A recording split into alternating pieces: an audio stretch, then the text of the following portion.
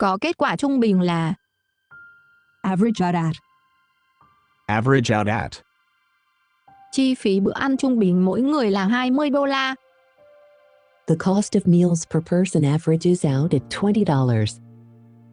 The cost of meals per person averages out at $20. Sử dụng một cơ hội để đạt được lợi ích. avail oneself of, avail oneself of, Anh ấy đã tận dụng wifi miễn phí trong quán cà phê. He availed himself of the free Wi-Fi in the cafe.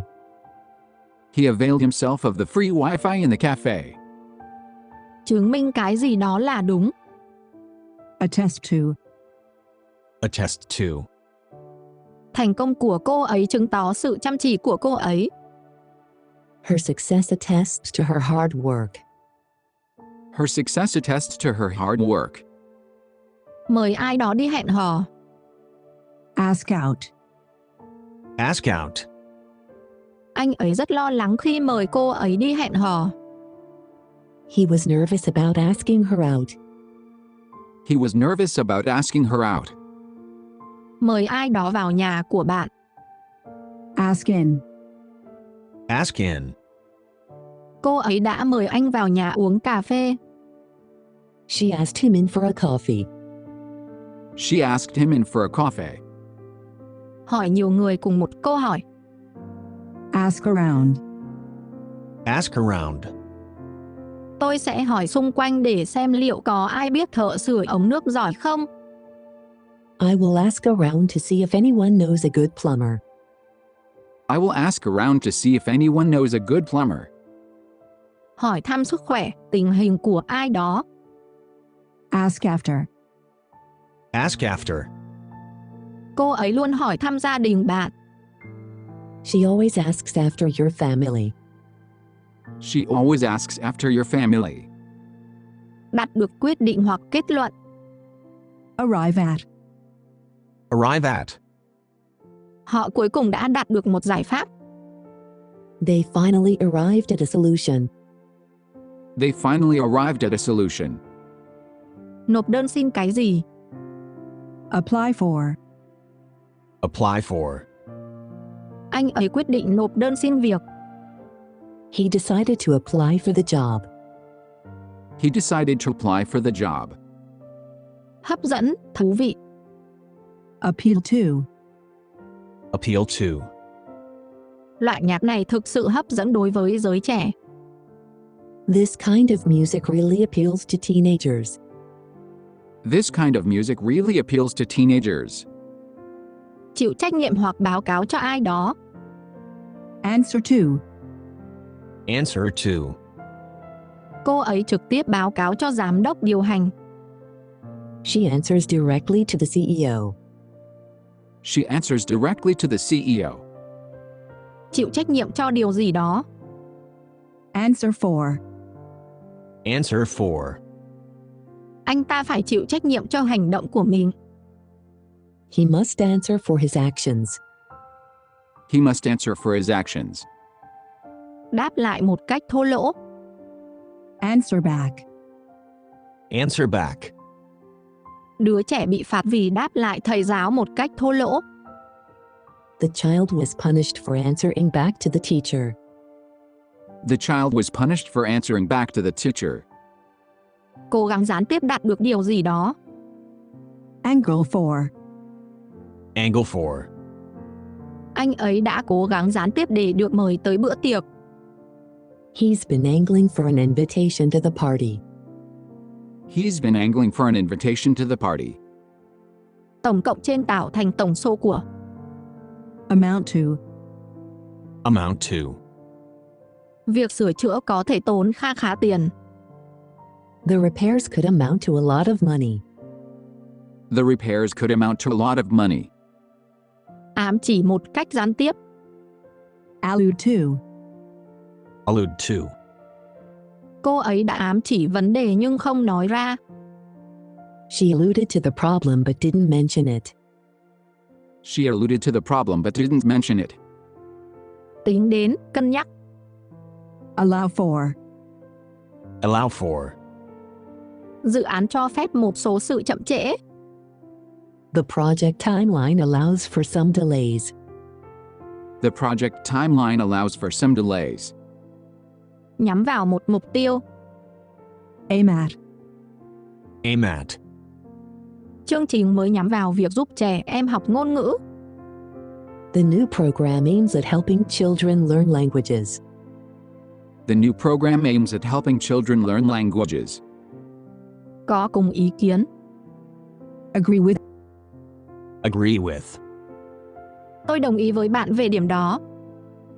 I agree with you on that point. I agree with you on that point. Đi đến một quyết định chung. Agree on about. Agree on/about. Họ cuối cùng đã thỏa thuận về các điều khoản của hợp đồng. They finally agreed on the terms of the contract. They finally agreed on the terms of the contract. Khuyên không làm gì đó. Advise against. Advise against. Tôi khuyên bạn không nên ra ngoài trong thời tiết này. I would advise against going out in this weather. I would advise against going out in this weather. Tuân theo, dính vào. Adhere to. Adhere to. Quan trọng là phải tuân theo các hướng dẫn. It's important to adhere to the guidelines. It's important to adhere to the guidelines. Hợp lý, có lý. Add up. It up. Lời giải thích của cô ấy chỉ đơn giản là không hợp lý. Her explanation just doesn't add up. Her explanation just doesn't add up. Cư xử tệ. Act up. Act up. Trẻ em luôn cư xử tệ khi chúng mệt. The children always act up when they're tired. The children always act up when they're tired. Diễn một câu chuyện như một vở kịch. Act out. Act out. Học sinh đã diễn câu chuyện trong lớp. The students acted out the story in class. The students acted out the story in class. Hành động dựa trên điều gì đó. Act on. Act on. Cô ấy đã hành động theo lời khuyên của bác sĩ. She acted on the advice her doctor gave her. She acted on the advice her doctor gave her. Khao khát, mong muốn. Ache for. Ache for. Anh ấy khao khát có cơ hội để chứng tỏ bản thân. He ached for a chance to prove himself. He ached for a chance to prove himself. Giải thích, biện minh hoặc chịu trách nhiệm. Account for. Account for. Bạn sẽ phải giải trình cho hành động của mình. You'll have to account for your actions. You will have to account for your actions. Tuân thủ. Abide by. Abide by. Tất cả các thành viên phải tuân thủ các quy định của câu lạc bộ. All members must abide by the club rules. All members must abide by the club rules. Rút lui, không còn giữ lập trường. Back down. Back down. Sau khi xem bằng chứng, anh ấy quyết định rút lui. After seeing the evidence, he decided to back down. After seeing the evidence, he decided to back down. Lùi xe vào chỗ. Back into. Back into it. Cô ấy đã vô tình lùi xe vào một chiếc xe đang đỗ. She accidentally backed into a parked car. She accidentally backed into a parked car. Lùi lại, rút lui. Back off. Back off. Anh ấy đã lùi lại khi nhận ra mình sai. He backed off when he realized he was wrong. He backed off when he realized he was wrong. Có phần sao hướng ra một khu vực. Back onto. Back onto. Nhà họ có phần sao hướng ra một công viên đông đúc. Their house backs onto a busy park. Their house backs onto a busy park. Rút lui khỏi một thỏa thuận. Back out. Back out. Anh ấy quyết định rút lui khỏi thỏa thuận vào phút cuối. He decided to back out of the deal at the last minute. He decided to back out of the deal at the last minute. Hỗ trợ hoặc sau lưu. Back up. Back up. Luôn sau lưu các tệp của bạn. Always back up your files. Always back up your files. Cứu nguy về tài chính. Bailout. Bailout. Chính phủ đã cứu nguy ngân hàng đang gặp khó khăn. The government bailed out the struggling bank. The government bailed out the struggling bank. Hợp lực vì một mục đích chung. Band together. Band together. Trong cuộc khủng hoảng, cộng đồng đã hợp lực lại. During the crisis, the community banded together. During the crisis, the community banded together. Phụ thuộc vào điều gì đó xảy ra. Bank on. Bank on. Cô ấy đang kỳ vọng vào việc được thăng chức. She's banking on getting the promotion. She's banking on getting the promotion. Mong đợi điều gì, thường là tiêu cực. Bargain for. Bargain for. Anh ấy không ngờ cuộc đàm phán lại khó khăn như vậy. He hadn't bargained for such a tough negotiation. He hadn't bargained for such a tough negotiation.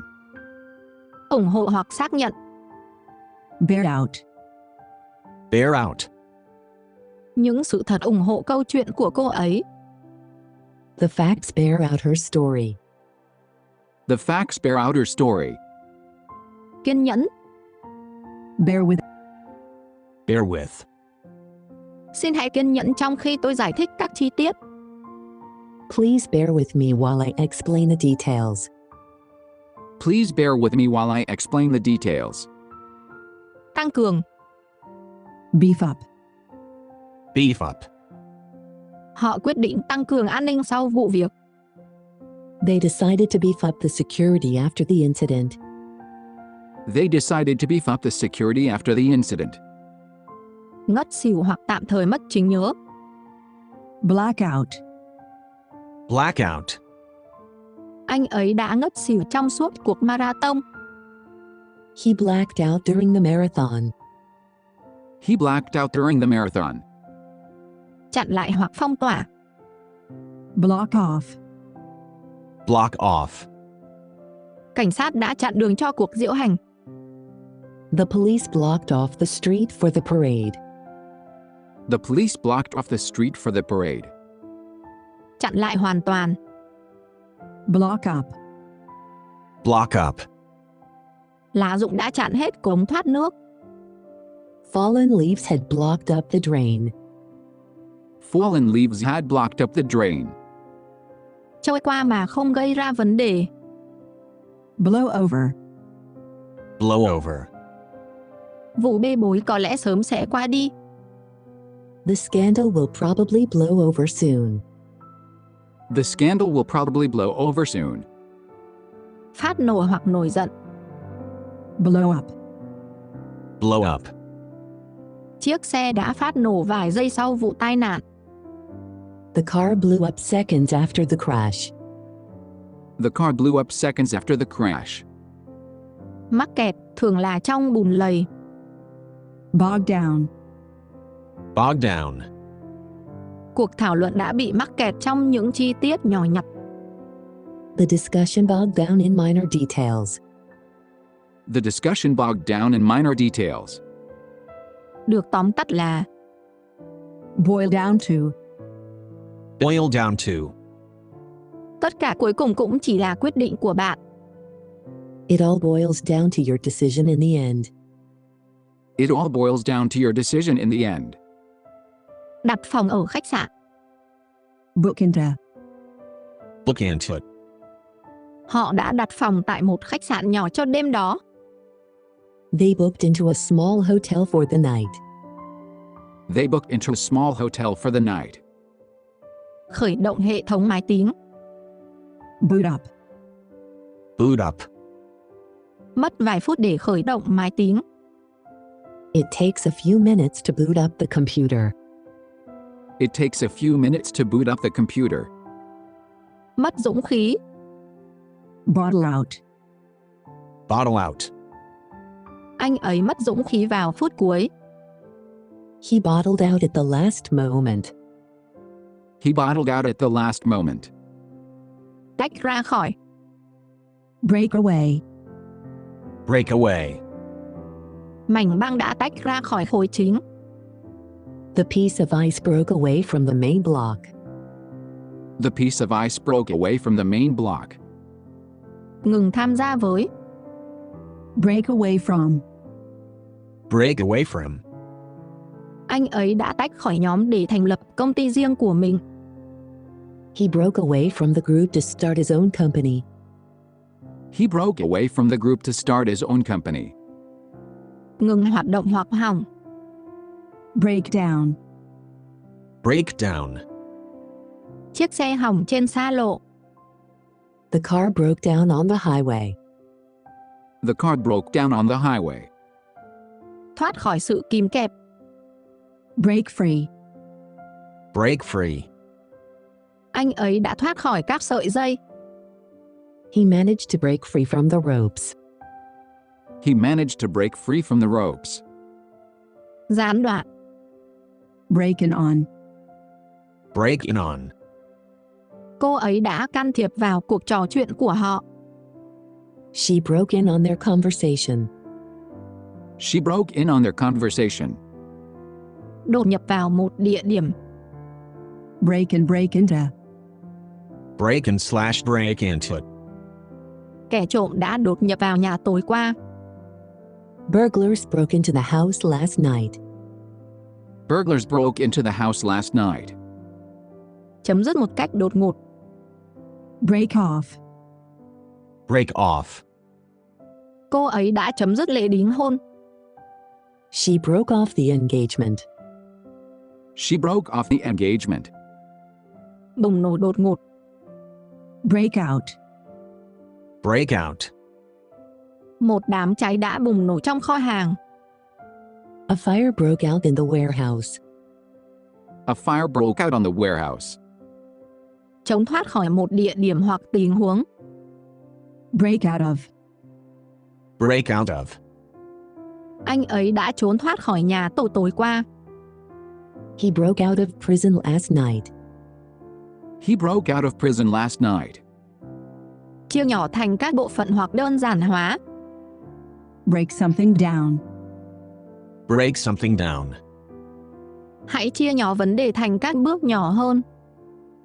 Let's break the problem down into smaller steps.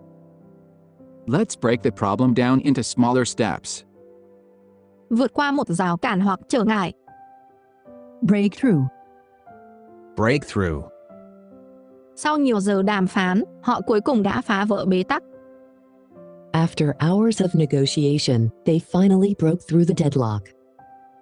After hours of negotiation, they finally broke through the deadlock. Chấm dứt một mối quan hệ hoặc buổi tụ họp. Break up. Break up. Họ quyết định chia tay sau 5 năm bên nhau. They decided to break up after 5 years together. They decided to break up after 5 years together. Chấm dứt một mối quan hệ hoặc truyền thống. Break with. Break with. Anh ấy đã chấm dứt truyền thống gia đình và không tham gia kinh doanh gia đình. He broke with family tradition and did not join the family business. He broke with family tradition and did not join the family business. Gây ra điều gì đó xảy ra. Bring about. Bring about. Cuộc cách mạng đã mang lại sự thay đổi lớn. The revolution brought about great change. The revolution brought about great change. Thành công trong việc làm gì đó. Bring off. Bring off. Cô ấy đã thành công tổ chức sự kiện bất chấp khó khăn. She managed to bring off the event despite the odds. She managed to bring off the event despite the odds. Nuôi dưỡng một đứa trẻ hoặc đề cập đến một chủ đề. Bring up. Bring up. Anh ấy được ông bà nuôi nấng. He was brought up by his grandparents. He was brought up by his grandparents. Cải thiện hoặc làm mới lại kiến thức của một người. Brush up on. Brush up on. Tôi cần cải thiện tiếng Pháp của mình trước chuyến đi. I need to brush up on my French before the trip. I need to brush up on my French before the trip. Gặp gỡ ai đó một cách bất ngờ. Bump into. Bump into it. Tôi đã tình cờ gặp một người bạn cũ trên phố. I bumped into an old friend in the street. I bumped into an old friend in the street. Kiệt sức hoặc ốm yếu do làm việc chăm chỉ. Burn out. Burn out. Anh ấy đã kiệt sức sau nhiều năm làm việc áp lực cao. He burned out after years of high pressure work. He burned out after years of high pressure work. Gián đoạn ai đó. Button on. Button on. Xin đừng can thiệp vào cuộc trò chuyện của chúng tôi. Please don't butt in on our conversation. Please don't butt in on our conversation. Đặt tên cho ai theo tên của người khác. Call after. Call after. Họ đặt tên con trai theo tên ông của cháu. They called their son after his grandfather. They called their son after his grandfather. Ghé qua nhanh. Call at. Call at. Đoàn tàu ghé qua tất cả các ga chính. The train calls at all the main stations. The train calls at all the main stations. Gọi lại. Call back. Call back. Tôi đã bỏ lỡ cuộc gọi của anh ấy và cần gọi lại cho anh ấy. I missed his call and need to call him back. I missed his call and need to call him back. Yêu cầu, cần, đòi hỏi. Call for. Call for. Công thức này yêu cầu các loại thảo mộc tươi. This recipe calls for fresh herbs. This recipe calls for fresh herbs. Gợi lên, kích thích. Call forth. Call forth. Bài phát biểu của anh ấy đã gợi lên phản ứng mạnh mẽ từ khán giả. His speech called forth strong reactions from the audience. His speech called forth strong reactions from the audience. Gọi đến để nhờ giúp đỡ hoặc tư vấn. Call in. Call in. Họ phải gọi bác sĩ đến. They had to call in a doctor. They had to call in a doctor. Ghé thăm ai đó nhanh. Call in on. Call in on. Tôi sẽ ghé thăm bạn ngày mai. I'll call in on you tomorrow. I'll call in on you tomorrow. Hủy bỏ. Call off. Call off. Trận đấu đã bị hủy bỏ do mưa. The game was called off due to rain. The game was called off due to rain. Yêu cầu hoặc thúc giục. Call on, call upon. Call on / call upon. Tổng thống kêu gọi công dân đi bỏ phiếu. The president called on citizens to vote. The president called on citizens to vote. Hô hoặc sử dụng để triệu tập. Call out. Call out. Anh ấy đã gọi tôi từ phía bên kia đường. He called out to me from across the street. He called out to me from across the street. Ghé thăm nhà ai đó. Call round. Call round. Tại sao bạn không ghé qua vào tối nay? Why don't you call round this evening? Why don't you call round this evening? Gọi nhập ngũ hoặc nhớ lại. Call up. Call up. Anh ấy đã được gọi nhập ngũ. He was called up to the army. He was called up to the army. Trở nên bình tĩnh hơn. Calm down. Calm down. Làm ơn bình tĩnh và giải thích chuyện gì đã xảy ra. Please calm down and explain what happened. Please calm down and explain what happened. Tiếp tục. Carry on. Carry on. Mặc dù có tiếng ồn, cuộc họp vẫn tiếp tục. Despite the noise, the meeting carried on. Despite the noise, the meeting carried on. Thực hiện kế hoạch. Carry out. Carry out. Họ đã thực hiện theo đúng chỉ dẫn. They carried out the instructions to the letter. They carried out the instructions to the letter. Tiếp tục tồn tại trong một tình huống khác. Carry over. Carry over. Một số vấn đề đã kéo dài sang cuộc họp tiếp theo. Some issues carried over into the next meeting. Some issues carried over into the next meeting. Trở nên phổ biến hoặc được hiểu. Catch on. Catch on. Phát minh mới của anh ấy nhanh chóng trở nên phổ biến. His new invention quickly caught on. His new invention quickly caught on. Cập nhật. Catch up on. Catch up on. Tôi cần bắt kịp giấc ngủ. I need to catch up on some sleep. I need to catch up on some sleep. Đuổi kịp ai đó. Catch up with. Catch up with. Cuối cùng tôi đã đuổi kịp John ở vạch đích. I finally caught up with John at the finish line. I finally caught up with John at the finish line. Đăng ký tại khách sạn hoặc sân bay. Check in. Check in. Chúng ta cần đăng ký 2 giờ trước chuyến bay. We need to check in 2 hours before the flight. We need to check in 2 hours before the flight. Rời khỏi khách sạn trên điều tra. Check out. Check out. Vui lòng trả phòng trước 12 giờ trưa. Please check out by noon. Please check out by noon. Trở nên vui vẻ hơn. Cheer up. Cheer up. Âm nhạc này sẽ làm bạn vui vẻ hơn. This music should cheer you up. This music should cheer you up. Đóng góp. Chip in. Chip in. Mọi người đã góp tiền mua quà. Everyone chipped in to buy the gift. Everyone chipped in to buy the gift. Từ chối nói. Clam up. Clam up. Anh ta đã im lặng khi cảnh sát bắt đầu đặt câu hỏi. He clammed up when the police started asking questions. He clammed up when the police started asking questions. Hành động nghiêm ngặt để ngăn chặn điều gì đó. Clamp down on. Clamp down on. Chính phủ đang siết chặt việc trốn thuế. The government is clamping down on tax evasion. The government is clamping down on tax evasion. Dọn dẹp để tạo không gian. Clear out. Clear out.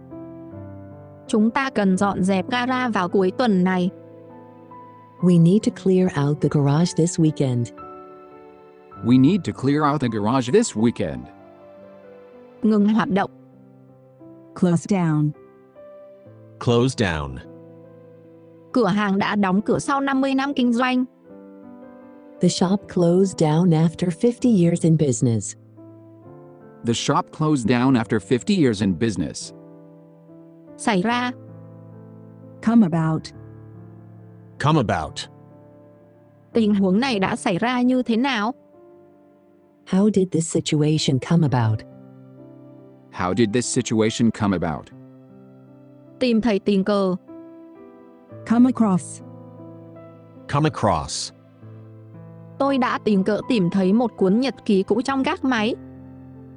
I came across an old diary in the attic. I came across an old diary in the attic. Đi cùng trên tiến bộ. Come along. Come along. Đi nào, chúng ta không muốn muộn. Come along, we don't want to be late. Come along, we don't want to be late. Tháo rời hoặc hỏng. Come apart. Come apart. Đồ chơi dễ dàng bị tháo rời. The toy came apart easily. The toy came apart easily. Được xem xét hoặc thảo luận trước cái gì đó. Come before. Come before. Đề xuất sẽ được trình lên ủy ban vào tuần tới. The proposal will come before the committee next week. The proposal will come before the committee next week. Thu được. Come by. Come by. Ngày nay, việc làm tốt khó kiếm. Good jobs are hard to come by these days. Good jobs are hard to come by these days. Mắc bệnh với. Come down with. Come down with. Cô ấy đã bị cúm vào cuối tuần trước. She came down with the flu last weekend. She came down with the flu last weekend. Tình nguyện cung cấp thông tin hoặc thủng nhận. Come forward. Come forward. Người chứng kiến được yêu cầu lên tiếng. Witnesses were asked to come forward. Witnesses were asked to come forward. Thành công trên tách rời. Come off. Come off. Sự kiện diễn ra mà không có vấn đề gì. The event came off without any problems. The event came off without any problems. Được phát hành hoặc xuất hiện. Come out. Come out. Bộ phim mới ra mắt vào tháng tới. The new movie comes out next month. The new movie comes out next month. Hồi tỉnh. Come to. Come to. Cô ấy đã tỉnh lại vài phút sau khi ngất.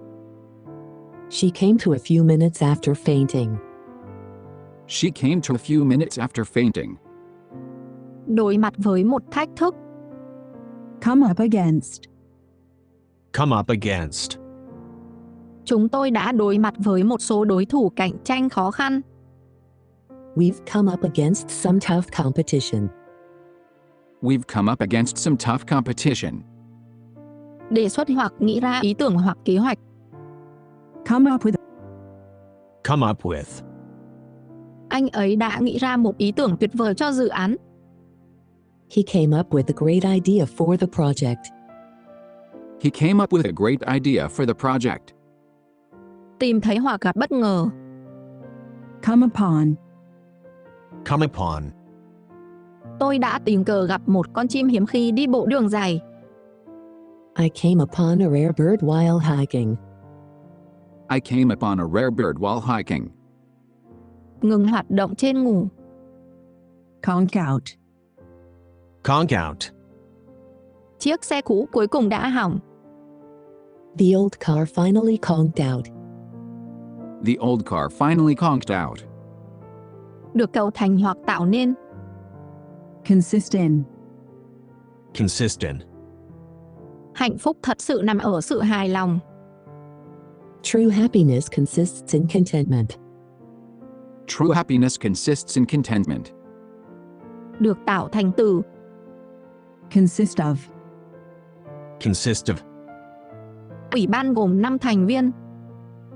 The committee consists of 5 members. The committee consists of 5 members.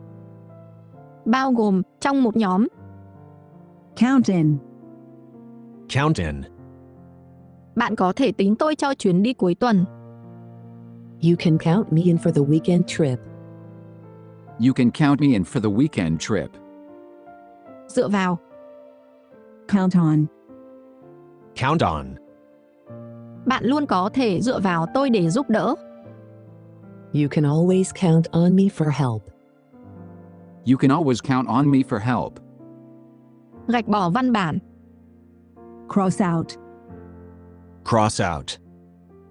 Gạch bỏ các câu trả lời sai. Cross out the incorrect answers. Cross out the incorrect answers.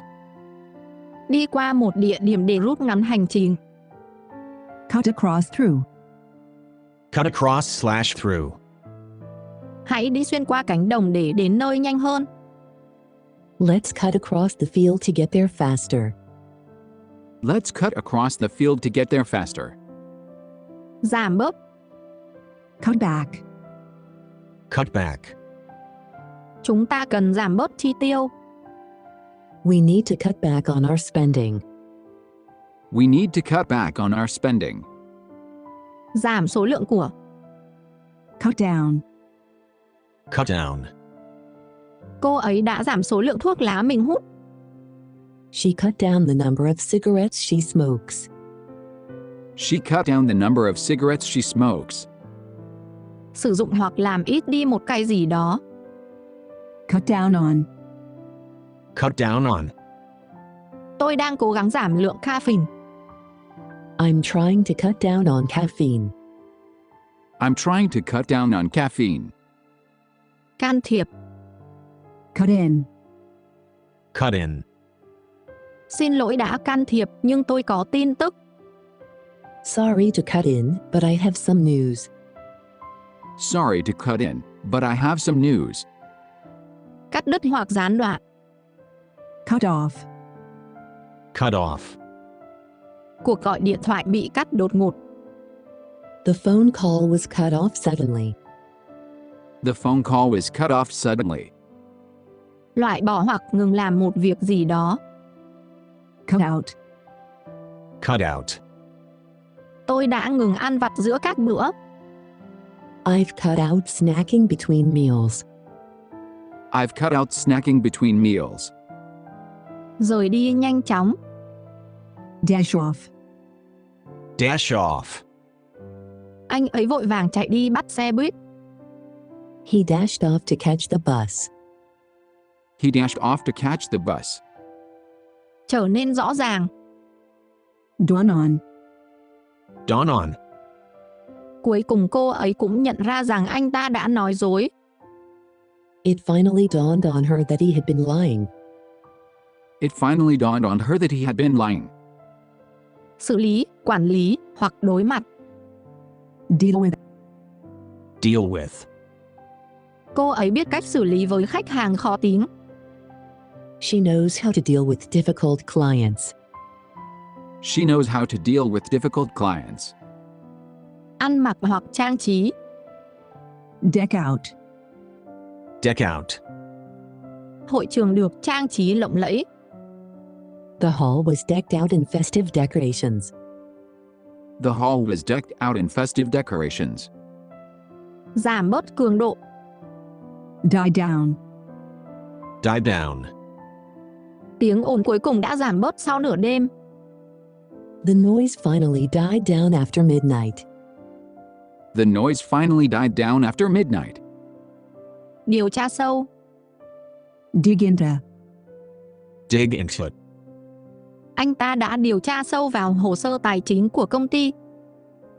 He dug into the company's financial records. He dug into the company's financial records. Khai quật, tìm ra. Dig up. Dig up. Cô ấy đã tìm thấy một số bức ảnh cũ của anh ấy. She managed to dig up some old photos of his. She managed to dig up some old photos of his. Phân phát, đưa ra. Dish out. Dish out. Anh ấy đã phát ra lời khuyên cho mọi người tại cuộc họp. He dished out advice to everyone at the meeting. He dished out advice to everyone at the meeting. Không cần đến, loại bỏ. Dispense with. Dispense with. Chúng ta có thể bỏ qua những nghi thức. We can dispense with the formalities. We can dispense with the formalities. Bãi bỏ, loại bỏ. Do away with. Do away with. Công ty quyết định bãi bỏ hệ thống cũ. The company decided to do away with the old system. The company decided to do away with the old system. Làm lại, bắt đầu lại. Do over. Do over. Báo cáo có quá nhiều lỗi, vì vậy tôi phải làm lại nó. The report was full of errors, so I had to do it over. The report was full of errors, so I had to do it over. Buộc lên hoặc trang điểm. Do up. Do up. Cô ấy buộc dây dài trước khi chạy. She did up her shoelaces before running. She did up her shoelaces before running. Xoay sở không có. Do without. Do Do without. Hôm nay chúng ta sẽ phải uống cà phê không đường. We'll have to do without sugar in our coffee today. We'll have to do without sugar in our coffee today. Kéo dài quá lâu. Drag on. Drag on. Cuộc họp kéo dài hàng giờ. The meeting dragged on for hours. The meeting dragged on for hours. Kéo dài không cần thiết. Drag out. Drag out. Anh ấy kéo dài câu chuyện cho đến khi mọi người cảm thấy chán. He dragged out the story until everyone was bored. He dragged out the story until everyone was bored. Đứng thẳng lên. Draw oneself up. Draw oneself up. Cô ấy đứng thẳng lên và đối mặt với anh ta. She drew herself up to her full height and faced him. She drew herself up to her full height and faced him. Lùi lại hoặc rút lui. Draw back. Draw back. Anh ta lùi lại khi thấy con rắn. He drew back when he saw the snake. He drew back when he saw the snake. Giảm bớt hoặc cạn kiệt. Draw down. Draw down. Quỹ nhanh chóng bị cạn kiệt. The funds were quickly drawn down. The funds were quickly drawn down. Cân bằng trong cuộc thi hoặc điểm số. Draw even. Draw even. Họ đã cân bằng điểm số trong phút cuối của trận đấu. They drew even in the final minute of the game. They drew even in the final minute of the game. Thu hút hoặc liên quan. Draw in. Draw in. Lễ hội đã thu hút đông đảo khán giả. The festival drew in large crowds. The festival drew in large crowds. Dính líu vào một tình huống. Draw into. Draw into it. Cô ấy đã bị khéo vào cuộc tranh cãi mặc dù đã cố gắng tránh nó. She was drawn into the argument despite her best efforts to avoid it. She was drawn into the argument despite her best efforts to avoid it. Sử dụng như một nguồn lực. Draw on. Draw on. Anh ấy đã dựa vào kinh nghiệm của mình để giải quyết vấn đề. He drew on his experience to solve the problem. He drew on his experience to solve the problem. Kéo dài hoặc làm dài ra. Draw out. Draw out. Cô ấy đã làm cho cuộc họp kéo dài không cần thiết. She managed to draw out the meeting unnecessarily.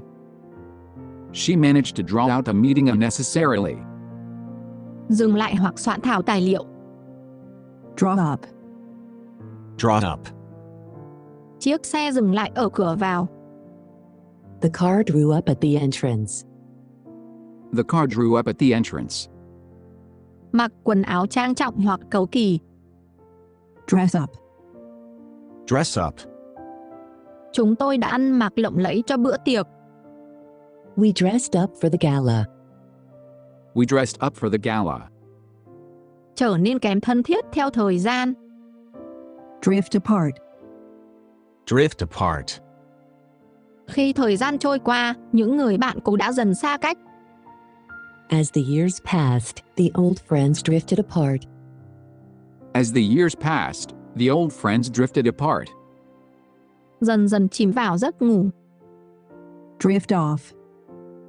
Drift off. Tôi đã ngủ gục trong bài giảng buồn tẻ. I drifted off during the boring lecture. I drifted off during the boring lecture. Nhắm vào hoặc ám chỉ. Drive at. Drive at. Bạn đang nhắm tới điều gì với những câu hỏi này? What are you driving at with these questions? What are you driving at with these questions? Tụt lại phía sau. Drop behind. Drop behind. Anh ấy đã tụt lại phía sau nhóm trong chuyến đi bộ. He dropped behind the rest of the group during the hike. He dropped behind the rest of the group during the hike. Thăm một cách không chính thức. Drop by, drop in. Drop by / drop in. Cứ tự nhiên ghé qua bất cứ lúc nào. Feel free to drop by anytime. Feel free to drop by anytime. Giảm xuống hoặc giao hàng. Drop off. Drop off. Bạn có thể gửi gói hàng trong lúc về nhà không? Can you drop off the package on your way home? Can you drop off the package on your way home? Rút lui khỏi hoạt động hoặc cuộc thi.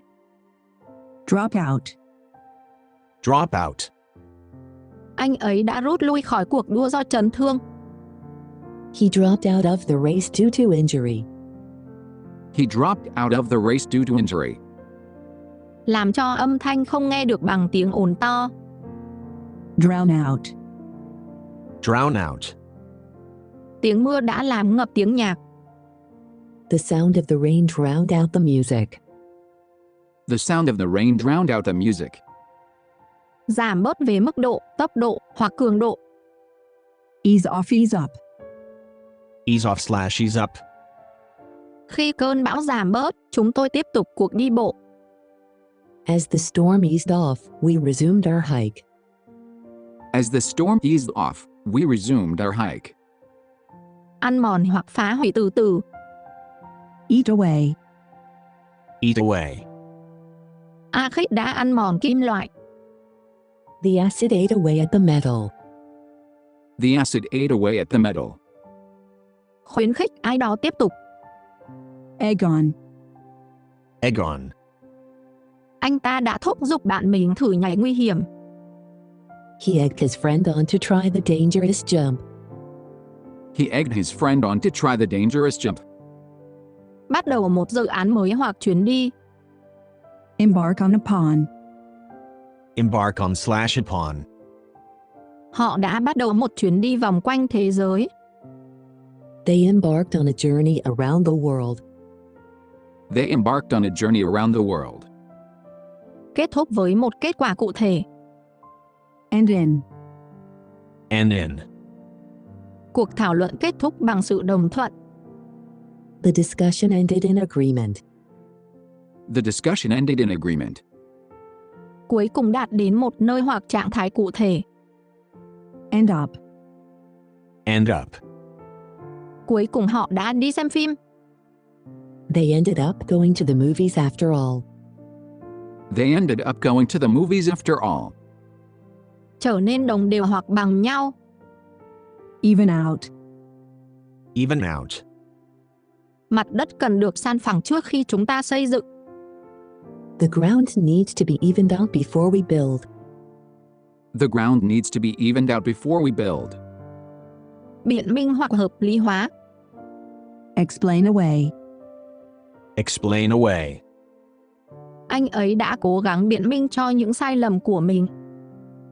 He tried to explain away his mistakes.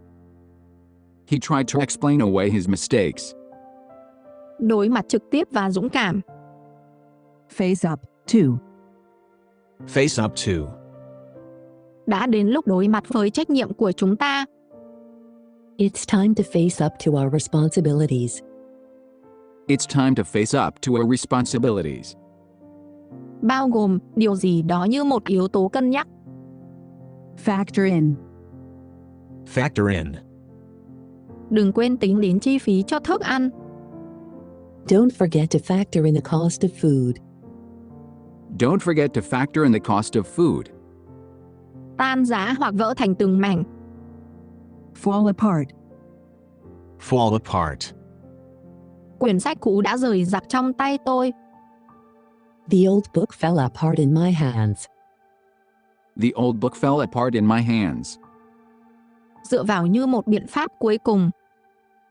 Fall back on. Fall back on. Nếu kế hoạch thất bại, chúng ta sẽ phải dựa vào tiền tiết kiệm của mình. If the plan fails, we'll have to fall back on our savings. If the plan fails, we'll have to fall back on our savings. Chậm chế hoặc trì hoãn. Fall behind. Fall behind. Cô ấy bắt đầu tụt hậu trong công việc. She started to fall behind in her work. She started to fall behind in her work. Sụp đổ. Fall down. Fall down. Cấu trúc có khả năng sụp đổ nếu không được sửa chữa. The structure is likely to fall down if not repaired. The structure is likely to fall down if not repaired. Bị lừa dối hoặc phát triển tình cảm. Fall for. Fall for. Tôi không thể tin cô ấy đã bị lừa bởi trò đó. I can't believe she fell for that trick. I can't believe she fell for that trick. Sụp đổ vào trong. Fall in. Fall in. Mái nhà sụp đổ sau đám cháy. The roof fell in after the fire. The roof fell in after the fire. Giảm số lượng. Fall off. Fall off. Doanh số đã giảm trong quý thứ 3. Sales fell off in the third quarter. Sales fell off in the third quarter. Cãi nhau hoặc rơi khỏi vị trí. Fall out. Fall out. Họ đã cãi nhau về vấn đề tiền bạc. They had a fallout over money issues. They had a fallout over money issues. Thất bại trong việc hoàn thành hoặc xảy ra. Fall through. Fall through. Thỏa thuận đã đổ vỡ vào phút cuối. The deal fell through at the last minute. The deal fell through at the last minute. Bắt đầu háo hức. Fall to.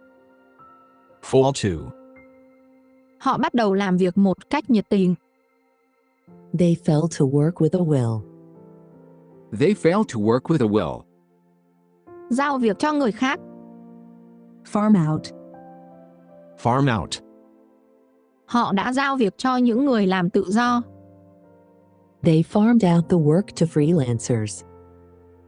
They farmed out the work to freelancers. Phòng thủ chống lại cuộc tấn công hoặc bệnh tật. Fight off. Fight off. Anh ấy đã chống lại bệnh nhiễm trùng bằng kháng sinh. He fought off the infection with antibiotics. He fought off the infection with antibiotics. Hiểu hoặc giải quyết. Figure out. Figure out. Cô ấy đã tìm ra giải pháp cho câu đố. She figured out the solution to the puzzle. She figured out the solution to the puzzle. Thay thế cho ai đó. Fill in for. Fill in for. Tôi đang thay thế cho cô ấy trong khi cô ấy đi nghỉ. I'm filling in for her while she's on vacation. I'm filling in for her while she's on vacation. Hoàn thành một mẫu. Fill out. Fill out. Vui lòng hoàn thành mẫu đơn này. Please fill out this application form. Please fill out this application form. Khám phá. Find out. Find out. Chúng ta cần tìm hiểu điều gì đã xảy ra. We need to find out what happened. We need to find out what happened. Bắt đầu nói chuyện hoặc đặt câu hỏi. Fire away. Fire away. Cứ đặt câu hỏi của bạn. Fire away with your questions. Fire away with your questions. Phản hồi nhanh hoặc đáp trả. Fire back. Fire back. Cô ấy đã đáp lại một câu trả lời trước khi ai khác có thể nói. She fired back an answer before anyone else could speak. She fired back an answer before anyone else could speak. Kéo hoặc lấy ra từ chất lỏng. Fish out. Fish out. Anh ấy đã lấy chìa khóa ra khỏi hồ. He fished out the keys from the lake. He fished out the keys from the lake. Tương thích hoặc phù hợp. Fit in. With. Fit in with. Cô ấy thực sự phù hợp với phần còn lại của đội. She really fits in with the rest of the team. She really fits in with the rest of the team. Sửa chữa hoặc cải tạo. Fix up. Fix up. Anh ấy đã sửa chiếc xe cũ rất đẹp. He fixed up the old car beautifully. He fixed up the old car beautifully. Kết thúc yếu ớt hoặc không quyết đoán. Fizzle out. Fizzle out. Sự nhiệt tình cho dự án đã dần tắt. The enthusiasm for the project fizzled out. The enthusiasm for the project fizzled out. Tập trung vào điều gì đó. Focus on. Focus on. Bạn cần tập trung vào việc học của mình. You need to focus on your studies. You need to focus on your studies. Nhẹ nhàng kết hợp vào một hỗn hợp. Fold in. Fold in. Nhẹ nhàng gấp kem đánh bông vào. Fold in the whipped cream gently. Fold in the whipped cream gently. Phản ứng cực kỳ cảm xúc. Freak out. Freak out. Cô ấy hoảng sợ khi nhìn thấy con nhện. She freaked out when she saw the spider. She freaked out when she saw the spider. Không tán thành. Frown on upon. Frown on to / upon. Công ty không tán thành việc sử dụng cá nhân thiết bị văn phòng. The company frowns upon personal use of the office equipment. The company frowns upon personal use of the office equipment. Chú ý quá mức vào. Fuss over. Fuss over. Ông bà thích chăm sóc quá mức cho cháu của mình. Grandparents love to fuss over their grandchildren. Grandparents love to fuss over their grandchildren. Di chuyển từ nơi này sang nơi khác. Get about, get around. Get about / get around. Mặc dù tuổi tác, bà ấy vẫn di chuyển khá tốt. Despite her age, she gets about quite well. Despite her age, she gets about quite well. Có mối quan hệ tốt. Get along with. Get along with. Anh ấy có mối quan hệ tốt với các đồng nghiệp. He gets along well with his colleagues. He gets along well with his colleagues. Ám chỉ hoặc có ý nghĩa. Get at. Get at.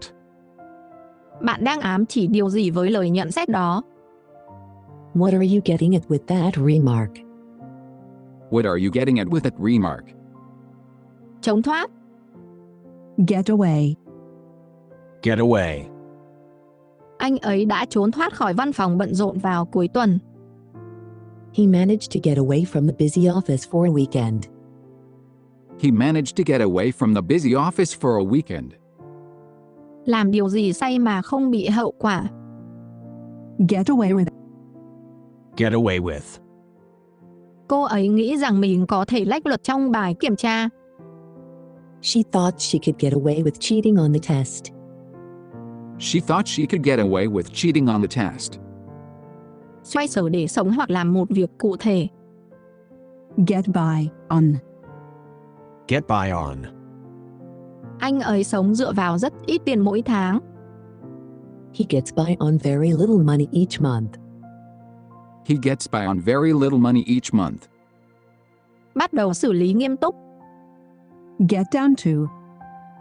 Get down to. Hãy bắt đầu công việc và thảo luận về hợp đồng. Let's get down to business and discuss the contract. Let's get down to business and discuss the contract. Bắt đầu tham gia hoặc quan tâm đến. Get into. Get into it. Cô ấy bắt đầu tham gia chính trị từ khi còn trẻ. She got into politics at a young age. She got into politics at a young age. Xuống xe hoặc cho phép rời đi. Get off. Get off. Xin vui lòng xuống tàu ở trạm tiếp theo. Please get off the train at the next stop. Please get off the train at the next stop. Bắt đầu một mối quan hệ lãng mạn. Get off with. Get off with. Anh ấy đã bắt đầu một mối quan hệ với ai đó tại bữa tiệc tối qua. He got off with someone at the party last night. He got off with someone at the party last night. Lên xe hoặc tàu. Get on. Get on. Lên xe buýt nhanh, nó sắp đi rồi. Get on the bus quickly, it's about to leave. Get on the bus quickly, it's about to leave. Có mối quan hệ tốt. Get on well with. Get on well with. Cô ấy có mối quan hệ thực sự tốt với chị dâu của mình. She gets on really well with her sister-in-law. She gets on really well with her sister-in-law. Tiếp tục với điều gì đó. Get on with. Get on with. Ngừng nói chuyện và tiếp tục làm việc của bạn. Stop talking and get on with your work. Stop talking and get on with your work. Rời khỏi một nơi. Get out. Get out. Hãy rời khỏi phòng ngay bây giờ. Get out of the room now. Get out of the room now. Tránh làm điều gì đó. Get out of. Get out of. Anh ấy luôn cố gắng tránh làm việc nhà của mình. He always tries to get out of doing his chores. He always tries to get out of doing his chores. Hồi phục sau điều gì đó. Get over. Get over. Anh ấy đã mất vài tuần để hồi phục sau cúm. It took him weeks to get over the flu. It took him weeks to get over the flu. Loại bỏ. Get rid of. Get rid of. Chúng ta cần phải loại bỏ đồ nội thất cũ. We need to get rid of the old furniture. We need to get rid of the old furniture. Tìm thời gian để làm điều gì đó. Get around to. Get round/get around to. Tôi sẽ sớm tìm thời gian để sửa cái vòi giò gì đó. I'll get around to fixing that leaky faucet eventually.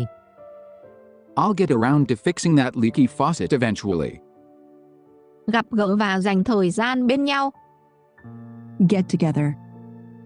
Get together. Chúng ta hãy gặp nhau uống cà phê sớm. Let's get together for coffee soon. Let's get together for coffee soon. Thức dậy. Get up. Get up. Anh ấy thức dậy lúc 6 giờ sáng mỗi ngày. He gets up at 6 a.m. every morning. He gets up at 6 a.m. every morning. Phân phát miễn phí hoặc tiết lộ bí mật. Give away. Give away. Họ đã phát áo thun miễn phí tại sự kiện. They gave away free t-shirts at the event. They gave away free t-shirts at the event. Trả lại thứ gì đó cho ai đó. Give back. Give back. Vui lòng trả lại những cuốn sách bạn đã mượn.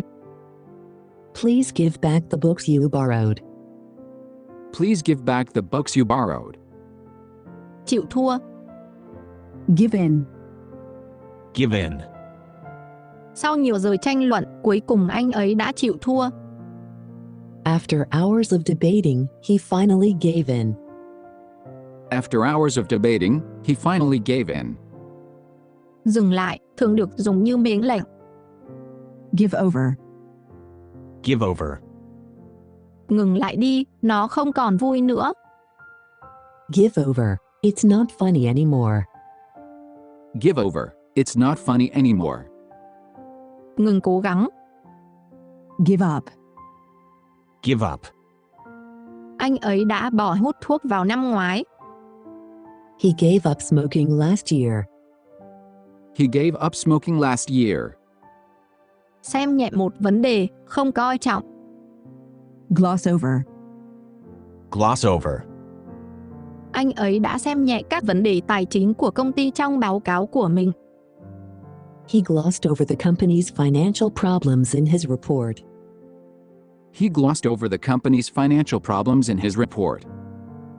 Hẹn hò với ai đó. Go out with. Go out with. Cô ấy đã hẹn hò với anh ấy 3 tháng nay. She's been going out with him for 3 months. She's been going out with him for 3 months. theo đuổi. Go after. Go after. Cảnh sát đã đuổi theo tên trộm đang chạy trốn. The police went after the escaping thief. The police went after the escaping thief. Đồng ý hoặc hợp tác. Go along with. Go along with. Anh ấy quyết định đồng ý với kế hoạch.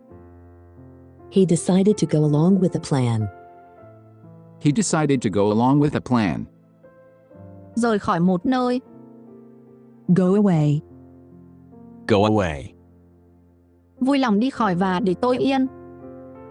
Please go away and leave me alone. Please go away and leave me alone. Quay trở lại một nơi. Go back. Go back. Anh ấy đã trở về quê hương sau nhiều năm. He went back to his hometown after many years. He went back to his hometown after many years. Trôi qua. Go by. Go by. Thời gian trôi qua thật nhanh. Time goes by so quickly. Time goes by so quickly. Giảm xuống, được tiếp nhận. Go down. Go down. Giá cả thường giảm sau mùa lễ hội. Prices tend to go down after the holiday season. Prices tend to go down after the holiday season. Mắc phải, bệnh. Go down with. Go down with. Cô ấy đã mắc cúm vào tuần trước. She went down with the flu last week. She went down with the flu last week. Chọn lựa, cố gắng làm gì đó. Go for. Go for. Anh ấy quyết định chọn cơ hội việc làm này. He decided to go for the job opportunity. He decided to go for the job opportunity. Vào trong. Go in. Go in. Chúng ta hãy vào trong trên trời bắt đầu mưa. Let's go in / it's starting to rain. Let's go in, it's starting to rain. Tham gia hoặc thích làm gì đó. Go in for. Go in for. Cô ấy không thực sự thích tham gia thể thao.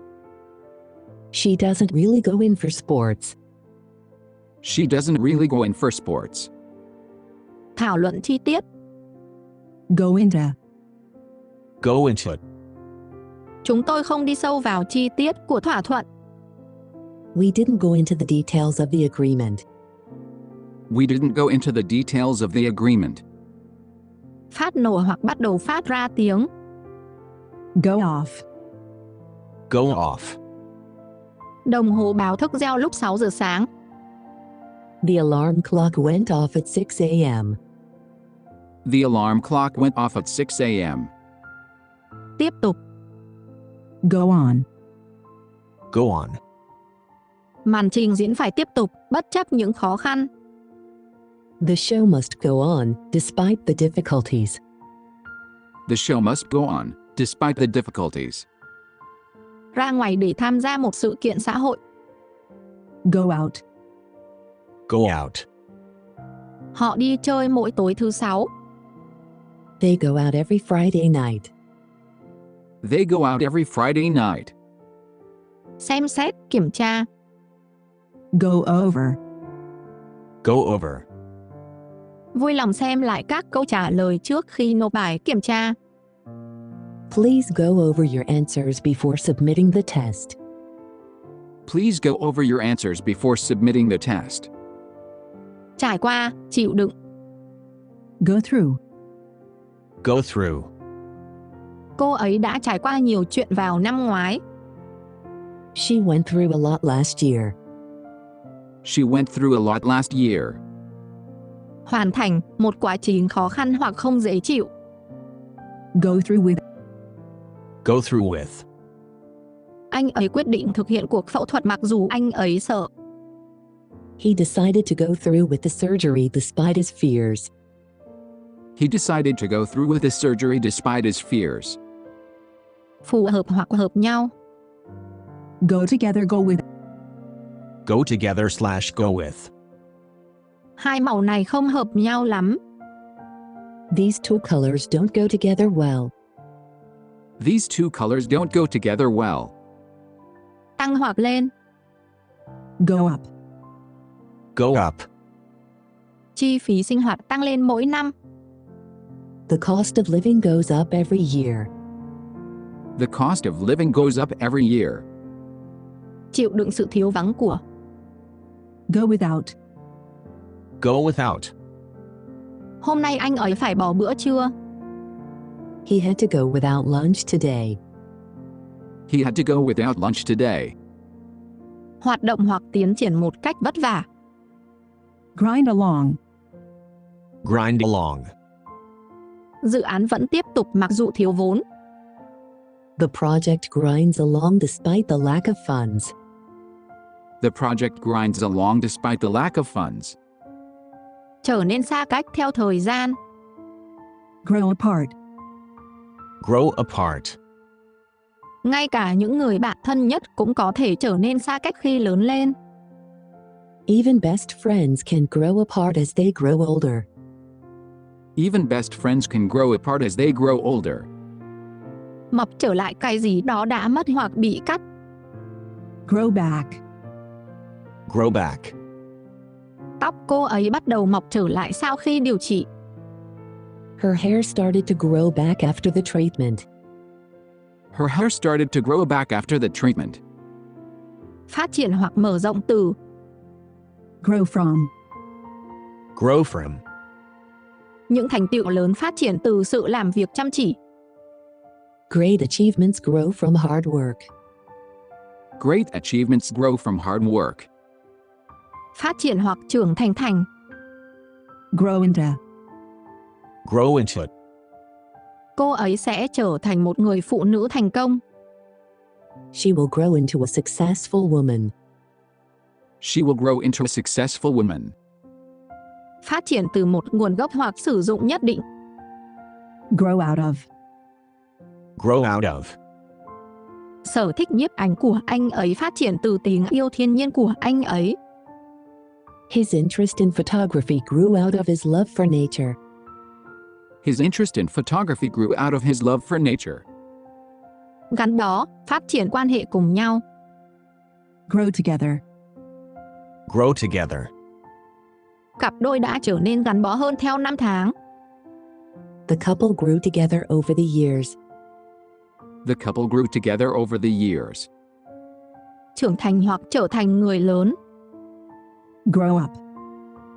Grow up. Anh ấy lớn lên ở một thị trấn nhỏ. He grew up in a small town. He grew up in a small town. Trả lại thứ gì đó cho chủ sở hữu. Hand back. Hand back. Cô ấy đã trả lại quyển sách mà cô ấy mượn. She handed back the book she borrowed. She handed back the book she borrowed. Truyền lại thứ gì đó cho thế hệ trẻ. Hand down. Hand down. Công thức này được truyền lại từ bà tôi. This recipe was handed down from my grandmother. This recipe was handed down from my grandmother.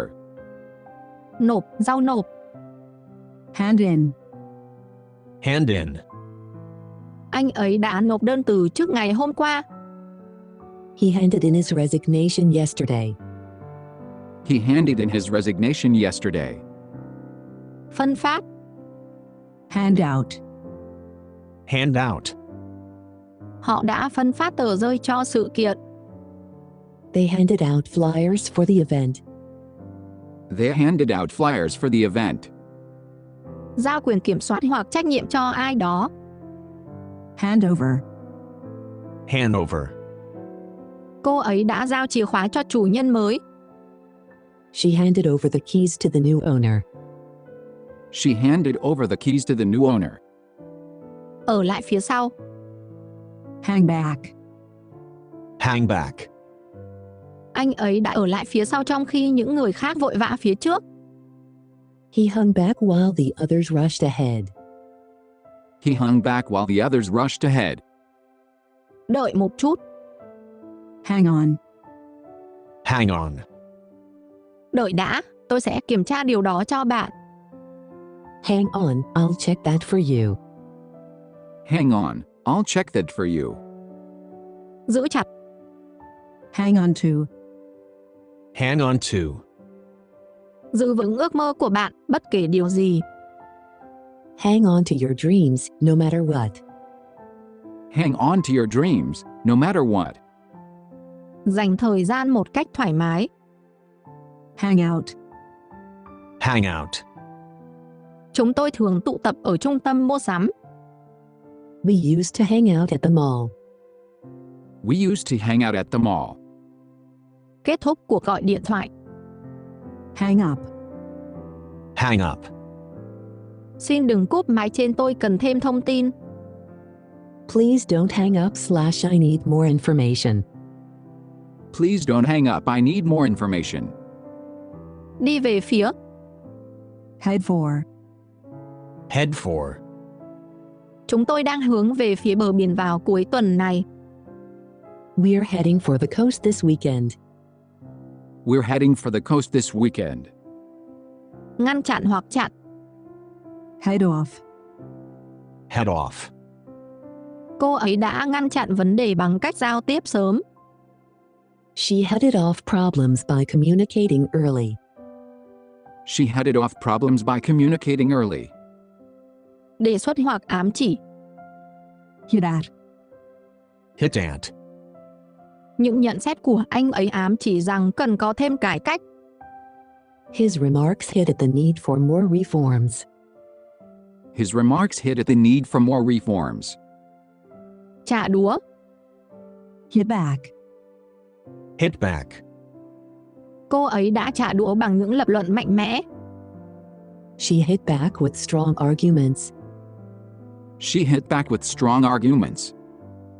Nghĩ ra bất ngờ. Hit on, hit upon. Hit on / hit upon. Anh ấy đã nảy ra một ý tưởng tuyệt vời cho tiểu thuyết của mình. He hit upon a brilliant idea for his novel. He hit upon a brilliant idea for his novel. Trì hoãn. Hold off. Hold off.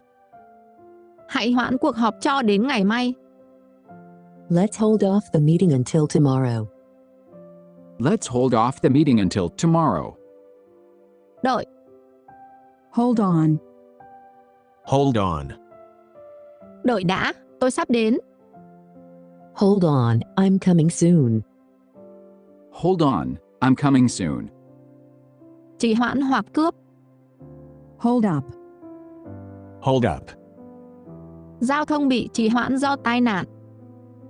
Traffic was held up due to the accident. Traffic was held up due to the accident. Kết nối hoặc lắp ráp. Hook up. Hook up. Anh ấy đã lắp đặt hệ thống âm thanh trong vài phút. He hooked up the stereo system in minutes. He hooked up the stereo system in minutes. Gặp gỡ hoặc bắt đầu làm việc với người khác. Hook up with. Hook up with. Họ kết nối trực tuyến và quyết định gặp nhau ngoài đời. They hooked up online and decided to meet in person. They hooked up online and decided to meet in person. Tìm kiếm và bắt giữ. Hunt down. Hunt down. Cảnh sát đã truy bắt tên tù nhân trốn thoát. The police hunted down the escaped convict. The police hunted down the escaped convict. Làm việc gì đó nhanh hơn. Hurry up. Hurry up. Nhanh lên, không thì chúng ta sẽ trễ. Hurry up or we'll be late.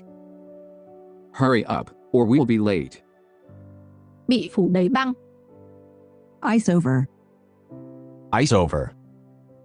Hồ đã đóng băng vào đêm qua. The lake iced over last night. The lake iced over last night.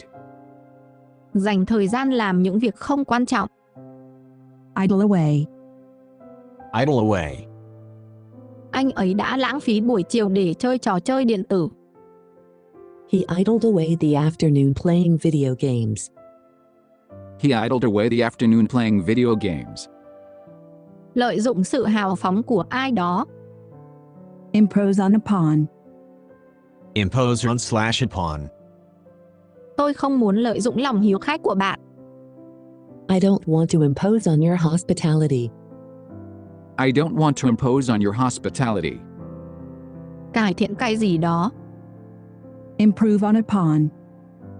Improve on slash upon. Họ đã cải thiện đáng kể thiết kế gốc.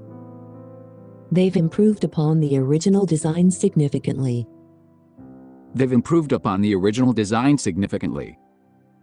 Cho phép mình tận hưởng niềm vui. Indulge in. Indulge in. Cô ấy đã thỏa sức mua sắm một chút. She indulged in a little shopping spree. She indulged in a little shopping spree. Bảo hiểm chống lại rủi ro. Insure against. Insure against. Thật khôn ngoan khi mua bảo hiểm chống lại thiên tai. It's wise to insure against natural disasters. It's wise to insure against natural disasters. Mời ai đó đi đâu đó như một vị khách. Invite out. Invite out. Anh ấy đã mời cô ấy đi ăn tối. He invited her out to dinner. He invited her out to dinner. Loại bỏ khó khăn hoặc tìm giải pháp. Iron out. Iron out. Họ gặp nhau để giải quyết các chi tiết của hợp đồng. They met to iron out the details of the contract. They met to iron out the details of the contract. Xuất phát từ một nguồn. Issue forth. Issue forth. Một chính sách mới đã được chính phủ ban hành. A new policy was issued forth by the government. A new policy was issued forth by the government. Tham gia. Join in. Join in. Mọi người đều được chào đón tham gia trò chơi. Everyone is welcome to join in the game. Everyone is welcome to join in the game. Nhập ngũ. Join up. Join up. Anh ấy đã quyết định nhập ngũ và phục vụ đất nước. He decided to join up and serve his country. He decided to join up and serve his country. Ghi nhanh cái gì đó. Jot down. Jot down. Tôi sẽ ghi nhanh số điện thoại của bạn trước khi quên. I'll jot down your phone number before I forget. I'll jot down your phone number before I forget. Tiếp tục làm điều gì đó. Keep at. Keep at. Tiếp tục học tập và bạn sẽ thành công. Keep at your studies and you'll succeed. Keep at your studies and you'll succeed. Giữ khoảng cách. Keep back. Keep back. Vui lòng giữ khoảng cách với mép vực. Please keep back from the edge of the cliff. Please keep back from the edge of the cliff. Không cho phép ra ngoài. Keep in. Keep in. Do bão, chúng tôi đã phải giữ các em ở trong nhà. Due to the storm, we had to keep the children in. Due to the storm, we had to keep the children in. Tiếp tục làm điều gì đó. Keep on. Keep on. Tiếp tục cố gắng và đừng bỏ cuộc. Keep on trying and don't give up. Keep on trying and don't give up. Giữ kịp với ai đó hoặc cái gì đó. Keep up with. Keep up with. Thật khó để theo kịp tất cả các thay đổi trong công nghệ. It's hard to keep up with all the changes in technology. It's hard to keep up with all the changes in technology. Bắt đầu. Kick off. Kick off. Cuộc họp sẽ bắt đầu đúng lúc 9 giờ sáng. The meeting will kick off at 9 a.m. sharp. The meeting will kick off at 9 a.m. sharp. Quỳ xuống. Kneel down. Kneel down. Cô ấy quỳ xuống để buộc dây giày. She knelt down to tie her shoelaces. She knelt down to tie her shoelaces. Uống rượu nhanh. Knock back. Knock back. Anh ấy đã uống nhanh ly rượu và rời quán bar. He knocked back his drink and left the bar. He knocked back his drink and left the bar. Phá hủy hoặc giảm giá. Knock down. Knock down. Tòa nhà cũ đã được phá bỏ để nhường chỗ cho sự phát triển mới. The old building was knocked down to make way for the new development. The old building was knocked down to make way for the new development. Đánh bại hoặc làm bất tỉnh. Knock out. Knock out. Tai đấm đã hạ gục đối thủ của mình trong hiệp đầu. The boxer knocked out his opponent in the first round. The boxer knocked out his opponent in the first round. Biết về. Know of. Know of. Tôi biết một nhà hàng tốt gần đây. I know of a good restaurant nearby. I know of a good restaurant nearby. Coi nhẹ điều gì đó với tiếng cười hoặc đùa cợt. Laugh off. Laugh off. Anh ấy coi nhẹ sự chỉ trích như thể nó không làm phiền anh ấy. He laughed off the criticism as if it didn't bother him. He laughed off the criticism as if it didn't bother him.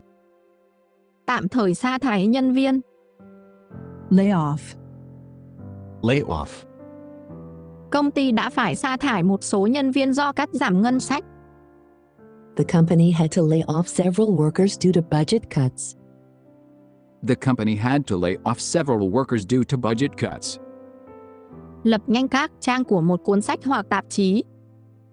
Leaf through. Leaf through. Cô ấy lật nhanh tạp chí trong lúc chờ đợi. She leafed through the magazine while waiting. She leafed through the magazine while waiting. Vô tình được biết. Leak out. Leak out. Chi tiết của báo cáo bị rò rỉ trước khi phát hành chính thức. Details of the report leaked out before the official release. Details of the report leaked out before the official release. Không bao gồm. Leave out. Leave out. Đừng bỏ sót bất kỳ chi tiết nào khi bạn kể câu chuyện. Don't leave out any details when you tell the story. Don't leave out any details when you tell the story. Thất vọng. Let down. Let down. Tôi hy vọng tôi không làm bạn thất vọng với màn trình diễn của tôi. I hope I don't let you down with my performance.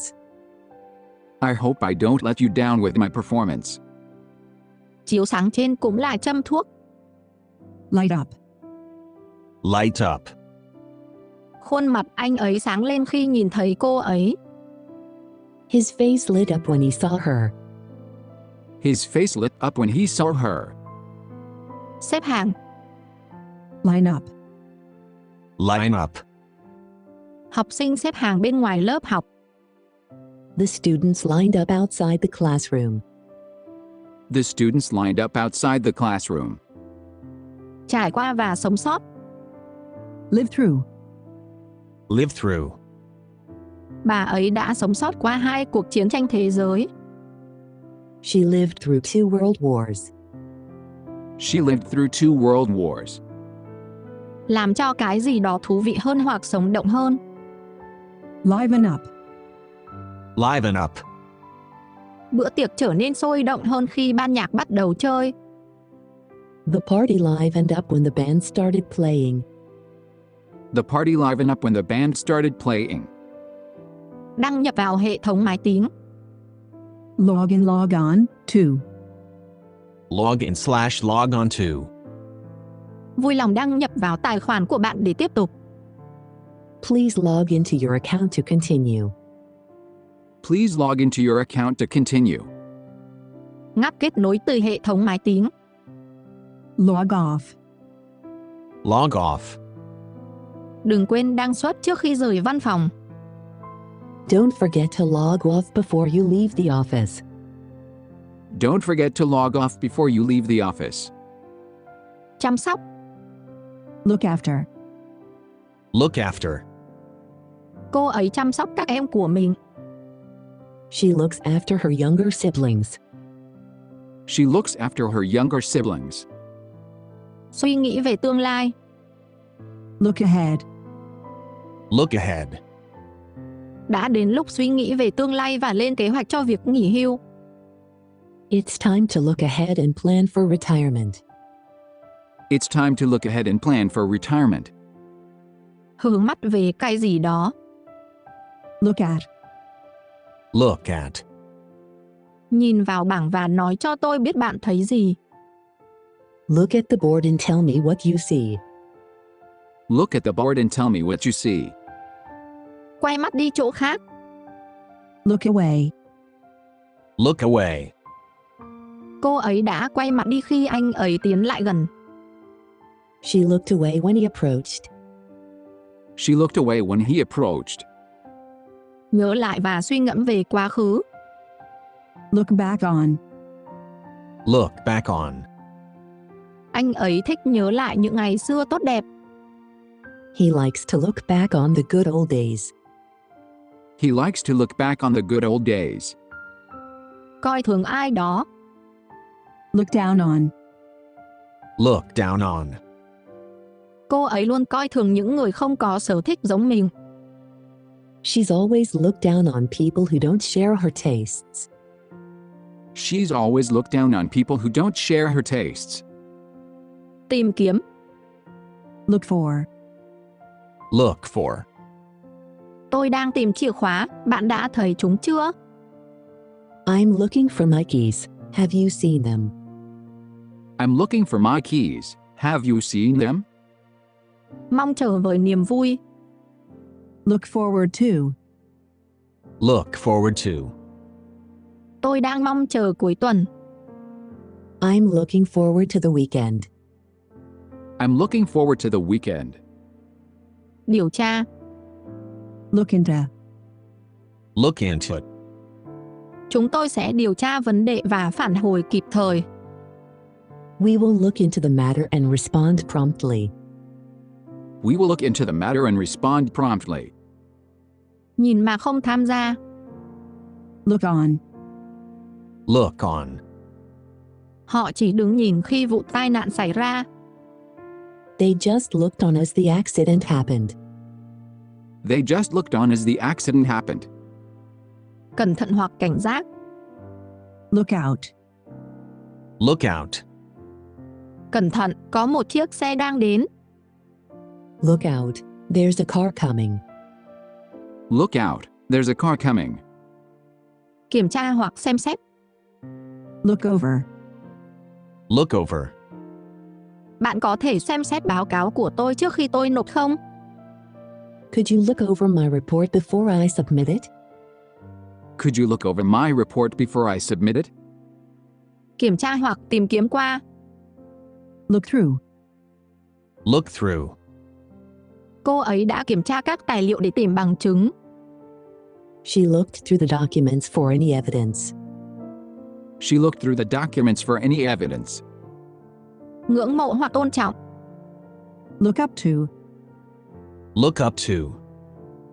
Anh ấy luôn ngưỡng mộ cha mình. He's always looked up to his father. He's always looked up to his father. Ở vào thế bất lợi hoặc bỏ lỡ cơ hội. Lose out. Lose out. Họ thua một ứng cử viên có trình độ cao hơn. They lost out to a better qualified candidate. They lost out to a better qualified candidate. Bỏ lỡ điều gì đó có lợi. Lose out on. Lose out on. Anh ấy đã bỏ lỡ một thỏa thuận tuyệt vời vì anh ấy đã do dự. He lost out on a great deal because he hesitated. He lost out on a great deal because he hesitated. Bị đánh bại bởi. Lose out to. Lose out to. Đội chúng tôi đã thua nhà vô địch trong trận chung kết.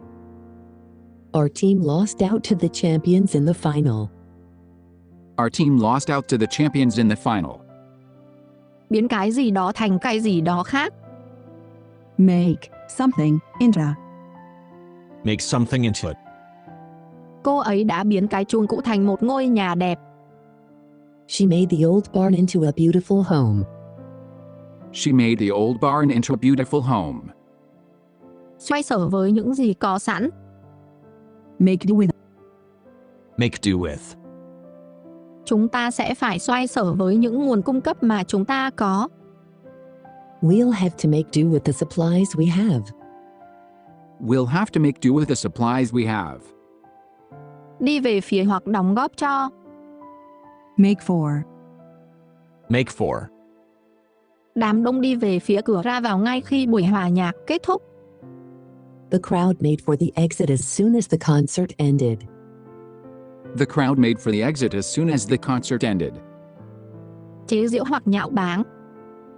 Make fun of. Make fun of. Không tốt khi chế giễu người khác. It's not nice to make fun of others. It's not nice to make fun of others. Giải thích hoặc hiểu điều gì đó. Make of. Make of. Bạn hiểu thế nào về hành vi của anh ấy? What do you make of his behavior? What do you make of his behavior? Ăn cắp và trốn thoát với thứ gì đó. Make off with. Make off with. Tên trộm đã lấy cắp và trốn thoát với túi xách của cô ấy. The thief made off with her purse. The thief made off with her purse. Giả vờ là điều gì đó mà bản thân không phải. Make oneself out to be. Make oneself out to be. Anh ấy tự cho mình là triệu phú. He made himself out to be a millionaire. He made himself out to be a millionaire. Nhận ra hoặc cố gắng nhìn thấy. Make out. Make out. Tôi không thể nhìn thấy biển báo ở xa. I couldn't make out the sign in the distance. I couldn't make out the sign in the distance. Cải tạo hoặc làm lại. Make over. Make over. Cô ấy đã cải tạo phòng khách thành văn phòng. She made over the guest room into an office. She made over the guest room into an office. Hòa giải hoặc sáng tạo. Make up. Make up. Họ cuối cùng đã hòa giải sau cuộc tranh cãi. They finally made up after the argument. They finally made up after the argument. Hòa giải với ai đó. Make up with. Make up with. Cô ấy muốn hòa giải với bạn mình trước khi quá muộn. She wants to make up with her friend before it's too late. She wants to make up with her friend before it's too late. Bù đắp cho. Make up for. Make up for. Anh ấy đã cố gắng bù đắp cho những sai lầm của mình bằng cách làm việc chăm chỉ hơn. He tried to make up for his mistakes by working harder. He tried to make up for his mistakes by working harder. Giảm giá của. Mark down. Mark down. Cửa hàng đã giảm giá dài 30%. The store marked down the shoes by 30%. The store marked down the shoes by 30%. Không tận dụng được. Miss out on. Miss out on. Đừng bỏ lỡ cơ hội này. Don't miss out on this opportunity. Don't miss out on this opportunity. Nhầm lẫn hoặc kết hợp một cách không phù hợp. Mix up. Mix up. Tôi đã nhầm lẫn các giờ họp. I mixed up the meeting times. I mixed up the meeting times. Tiếp tục di chuyển. Move along. Move along. Vui lòng di chuyển, không có gì để xem ở đây. Please move along, there's nothing to see here. Please move along, there's nothing to see here. Bắt đầu sống trong một ngôi nhà mới. Move in. Move in. Họ đã chuyển vào tuần trước. They moved in last week. They moved in last week. Rời khỏi nơi cư trú. Move out. Move out. Đã đến lúc chuyển ra và tìm một chỗ của riêng tôi.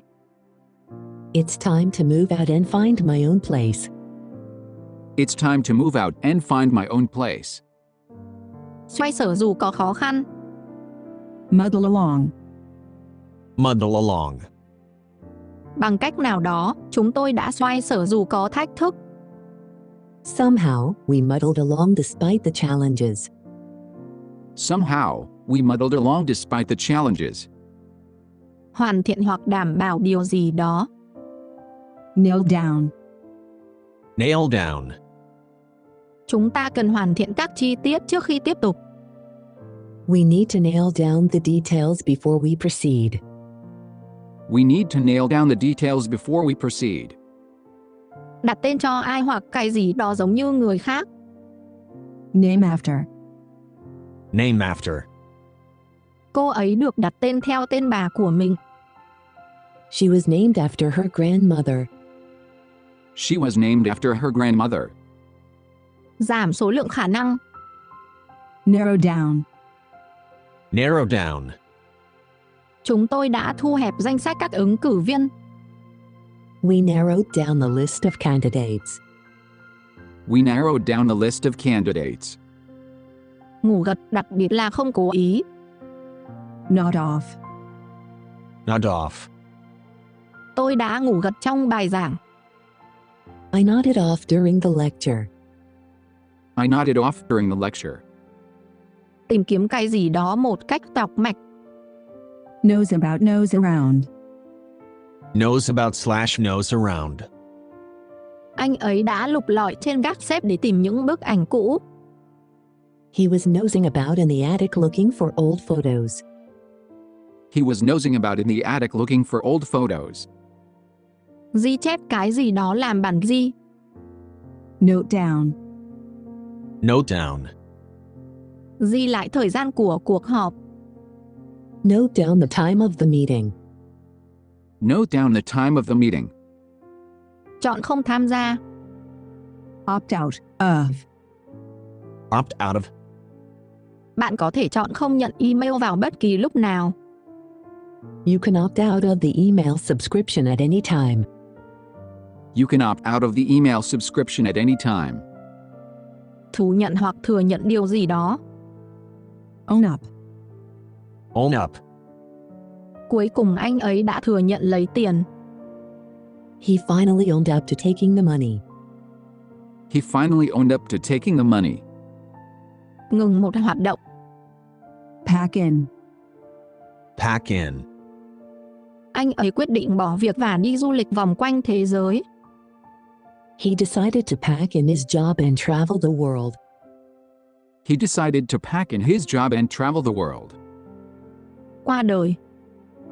Pass away. Pass away. Ông của anh ấy đã qua đời tối qua. His grandfather passed away last night. His grandfather passed away last night. Từ chối một lời đề nghị hoặc truyền đi. Pass on. Pass on. Cô ấy quyết định từ chối lời đề nghị việc làm. She decided to pass on the job offer. She decided to pass on the job offer. Ngất xỉu hoặc phân phát. Pass out. Pass out. Anh ấy đã ngất xỉu do mất nước. He passed out from dehydration. He passed out from dehydration. Trả lại tiền. Pay back. Pay back. Tôi cần trả lại số tiền tôi đã mượn từ bạn. I need to pay back the money I borrowed from you. I need to pay back the money I borrowed from you. Có lợi hoặc hoàn thành việc thanh toán. Pay off. Pay off. Tất cả công sức của anh ấy cuối cùng đã được đền đáp. All his hard work finally paid off. All his hard work finally paid off. Từ giới thiệu trên bỏ. Phase in out. Phase in / out. Hệ thống mới sẽ được giới thiệu dần trong 6 tháng tới. The new system will be phased in over the next 6 months. The new system will be phased in over the next 6 months. Bắt nạt hoặc quấy rối. Pick on. Pick on. Học sinh lớn tuổi có xu hướng bắt nạt những học sinh nhỏ tuổi hơn.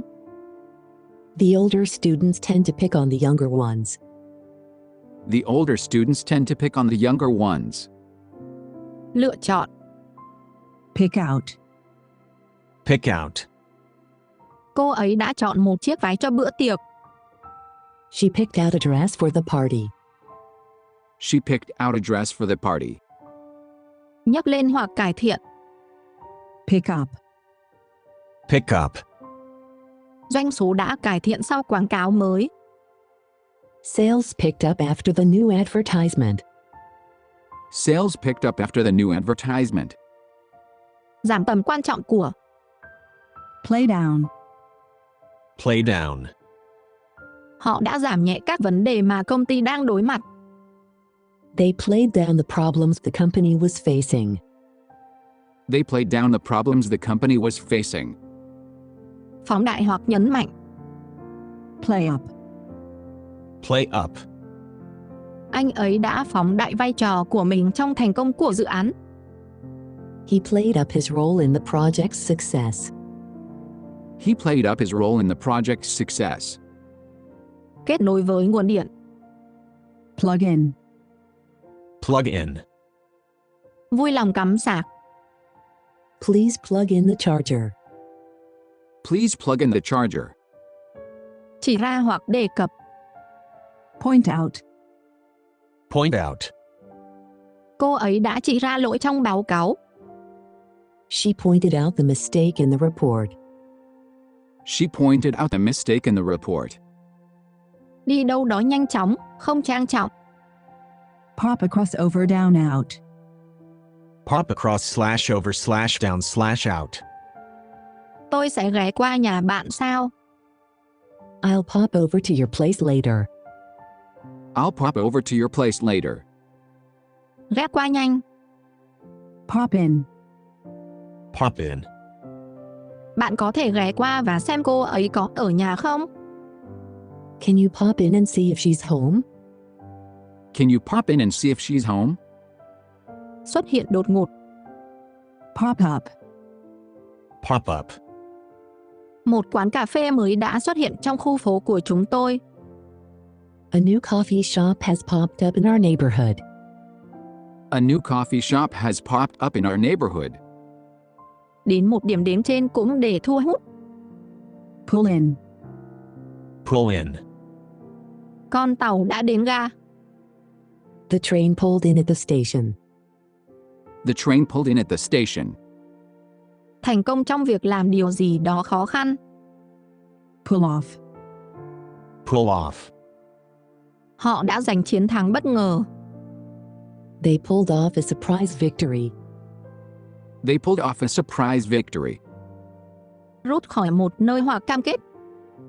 Pull out. Pull out. Công ty quyết định rút khỏi thỏa thuận. The company decided to pull out of the deal. The company decided to pull out of the deal. Dừng lại bên đường. Pull over. Pull over. Viên cảnh sát đã ra hiệu cho anh ta dừng lại. The police officer signaled for him to pull over.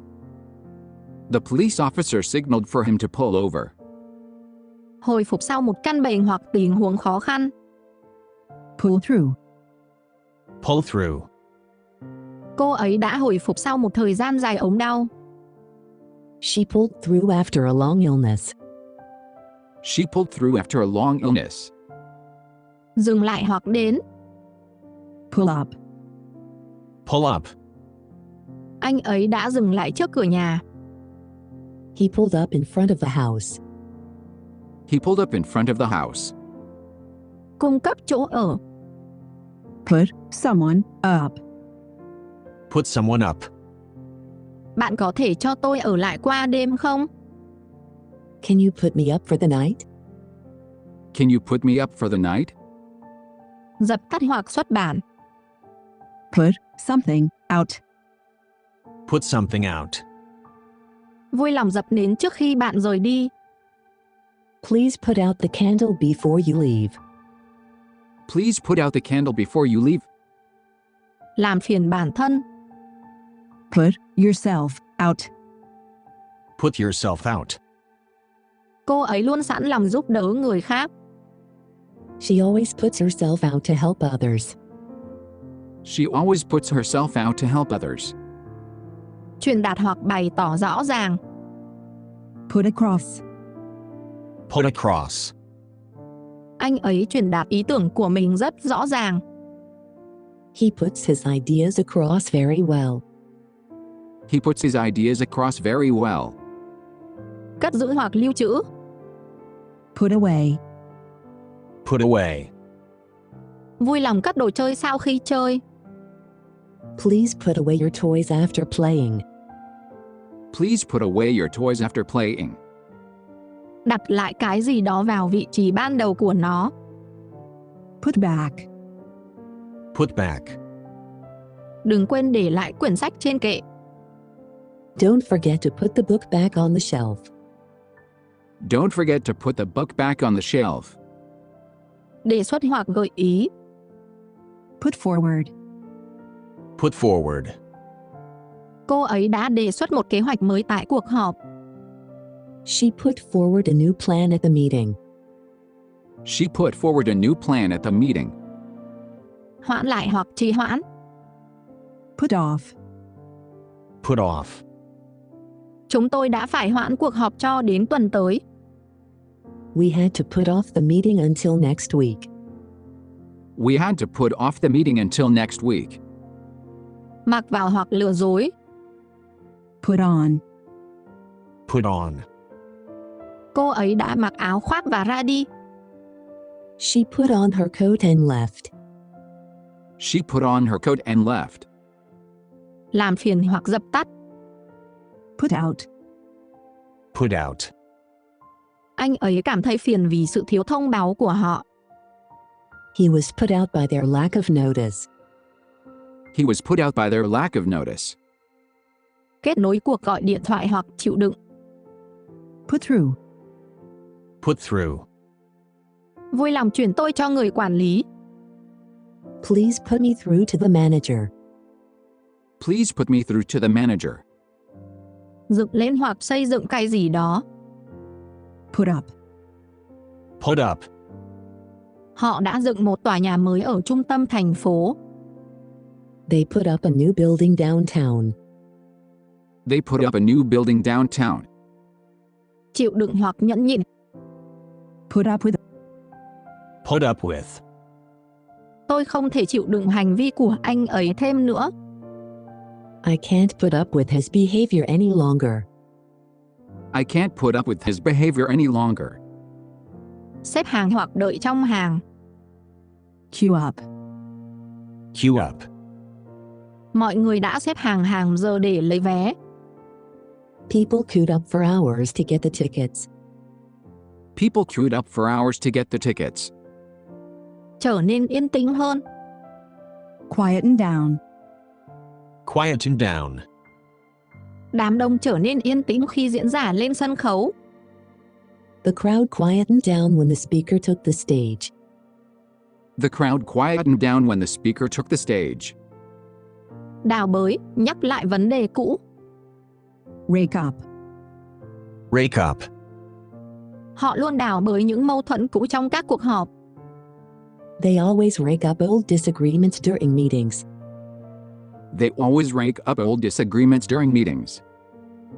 Tăng cường, tăng lên. Ramp up. Ramp up. Nhà máy tăng cường sản xuất để đáp ứng nhu cầu. The factory ramped up production to meet demand. The factory ramped up production to meet demand. Liệt kê nhanh chóng. Reel off. Reel off. Cô ấy có thể liệt kê nhanh thủ đô của mọi quốc gia.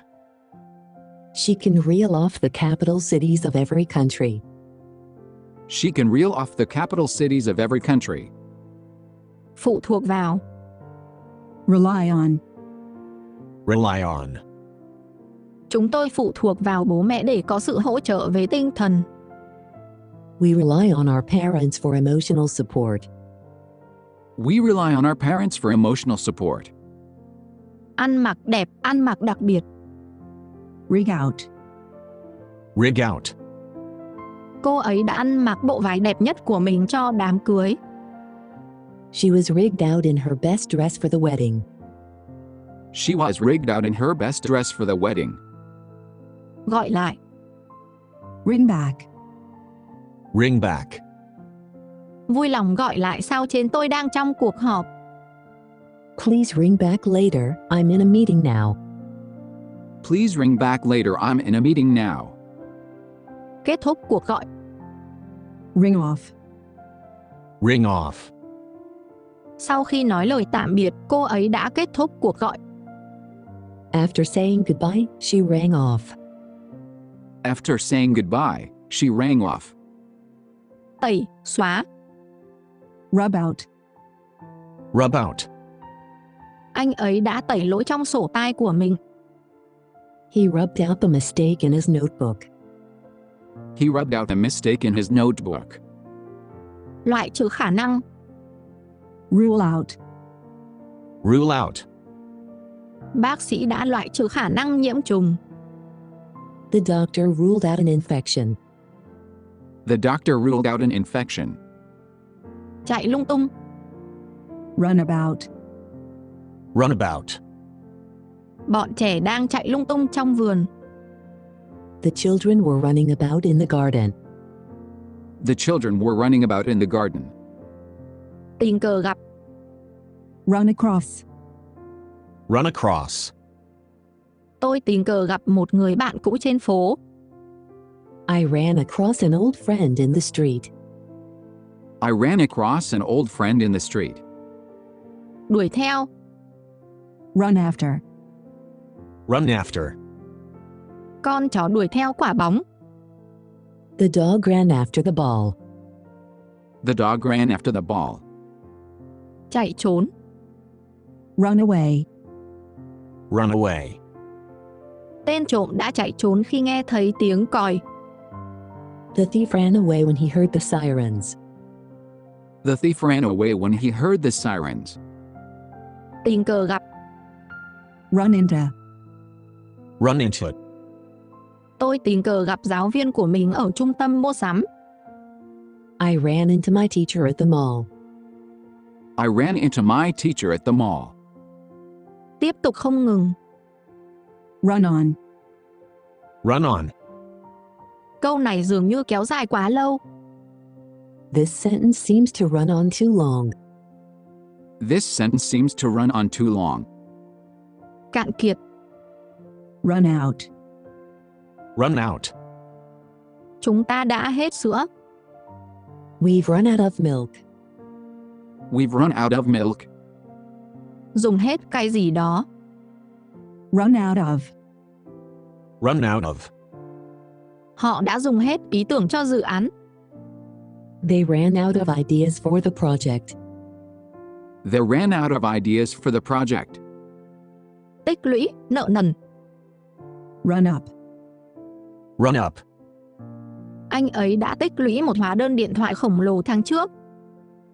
He ran up a huge phone bill last month. He ran up a huge phone bill last month. Gặp phải, vấn đề hoặc khó khăn. Run up against. Run up against. Chúng tôi đã gặp phải một số vấn đề trong quá trình phát triển. We ran up against several issues during development. We ran up against several issues during development. Cắt giảm. Scale back. Scale back. Công ty đã phải cắt giảm hoạt động của mình. The company had to scale back its operations. The company had to scale back its operations. Xoay sở khó khăn. Scrape along. Scrape along. Họ chỉ đang xoay sở khó khăn với ngân sách hạn hẹp. They're just scraping along on a limited budget. They're just scraping along on a limited budget. Vừa đủ qua. Scrape through. Scrape through. Anh ấy vừa đủ qua kỳ thi cuối cùng. He scraped through the final exam. He scraped through the final exam. Gom góp vất vả. Scrape together. Scrape together. Chúng tôi đã gom góp đủ tiền cho chuyến đi. We scraped together enough money for the trip. We scraped together enough money for the trip. Tiễn biệt. See off. See off. Chúng tôi đã đến sân bay để tiễn anh ấy. We went to the airport to see him off. We went to the airport to see him off. Bắt đầu làm gì đó. Set about. Set about. Cô ấy bắt đầu dọn dẹp nhà vào sáng sớm. She set about cleaning the house early in the morning. She set about cleaning the house early in the morning. Phân biệt với người khác. Set apart. Set apart. Sự tận tâm của anh ấy làm anh ấy nổi bật so với các đồng nghiệp. His dedication sets him apart from his peers. His dedication sets him apart from his peers. Dành riêng cho mục đích cụ thể. Set aside. Set aside. Hãy dành thời gian cho dự án mỗi ngày. Set aside some time for the project every day. Set aside some time for the project every day. Gây trì hoãn. Set back. Set back. Dự án đã bị trì hoãn do chi phí không mong đợi. The project was set back by unexpected costs. The project was set back by unexpected costs. Thiết lập hoặc quyết định. Set down. Set down. Họ đã thiết lập các quy tắc cho cuộc thi. They set down the rules for the competition. They set down the rules for the competition. Giải thích hoặc mô tả chi tiết. Set forth. Set forth. Tài liệu trình bày chi tiết các điều khoản của thỏa thuận. The document sets forth the terms of the agreement. The document sets forth the terms of the agreement. Bắt đầu và có vẻ sẽ tiếp tục. Set in. Set in. Mùa đông đã đến sớm năm nay. Winter has set in early this year. Winter has set in early this year. Bắt đầu một chuyến đi. Set off. Set off. Họ bắt đầu một chuyến đi khắp châu Âu. They set off on a trip across Europe. They set off on a trip across Europe. Khiến cho nổ. Set off. Set off. Pháo hoa được bắn lên vào lúc nửa đêm. The fireworks were set off at midnight. The fireworks were set off at midnight. Tấn công. Set on, set upon. Set on / set upon. Những tên cướp đã bị cảnh sát tấn công.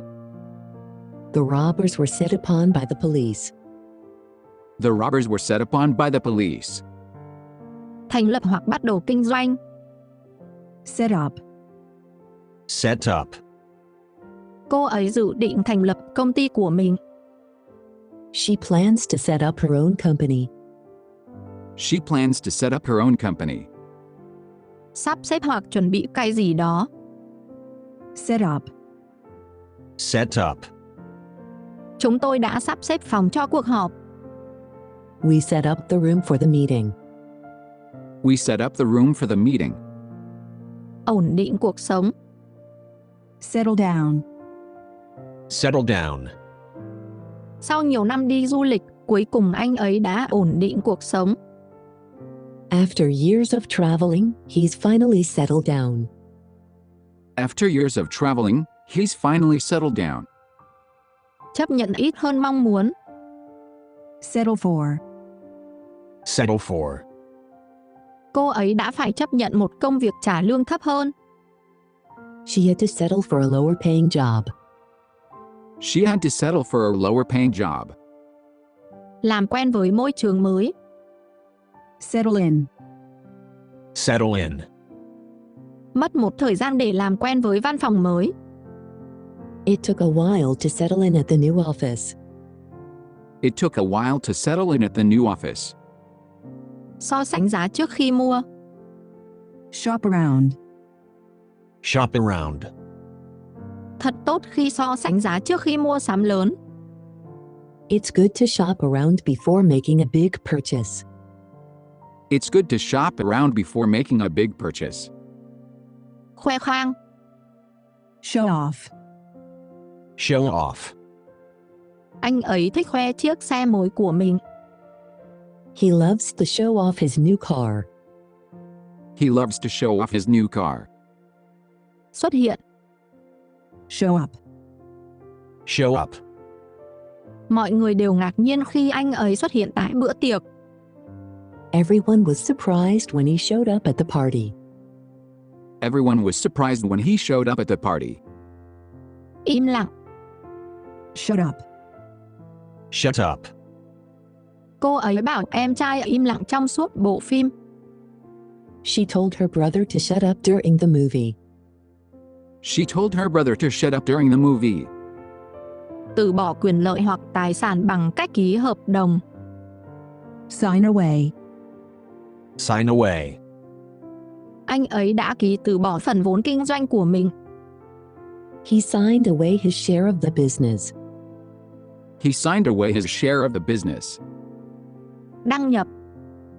Sign in. Sign in. Vui lòng đăng nhập tại quầy lễ tân khi bạn đến. Please sign in at the front desk when you arrive.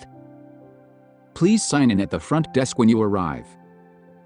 Đăng xuất. Sign out. Sign out. Đừng quên đăng xuất khỏi tài khoản của bạn. Don't forget to sign out of your account. Don't forget to sign out of your account. Chuyển giao sở hữu bằng cách ký. Sign over to. Sign over to. Anh ấy đã chuyển quyền sở hữu xe cho con trai mình. He signed over his car to his son. He signed over his car to his son. Đăng ký tham gia. Sign up for. Sign up for. Tôi đã đăng ký một lớp nấu ăn. I signed up for a cooking class. I signed up for a cooking class. Đăng ký với một dịch vụ hoặc tổ chức. Sign up with. Sign up with. Cô ấy đã đăng ký với nhà cung cấp Internet mới. She signed up with a new internet provider. She signed up with a new internet provider. Hát theo. Sing along with. Sing along with. Mọi người đã hát theo ban nhạc tại buổi hòa nhạc. Everyone sang along with the band at the concert. Everyone sang along with the band at the concert. Chọn một từ một nhóm. Single out. Single out. Cô ấy đã được chọn vì màn trình diễn xuất sắc của mình. She was singled out for her outstanding performance. She was singled out for her outstanding performance. Được hiểu đầy đủ. Sink in. Sink in. Mất một lúc để tin tức thực sự được hiểu đầy đủ.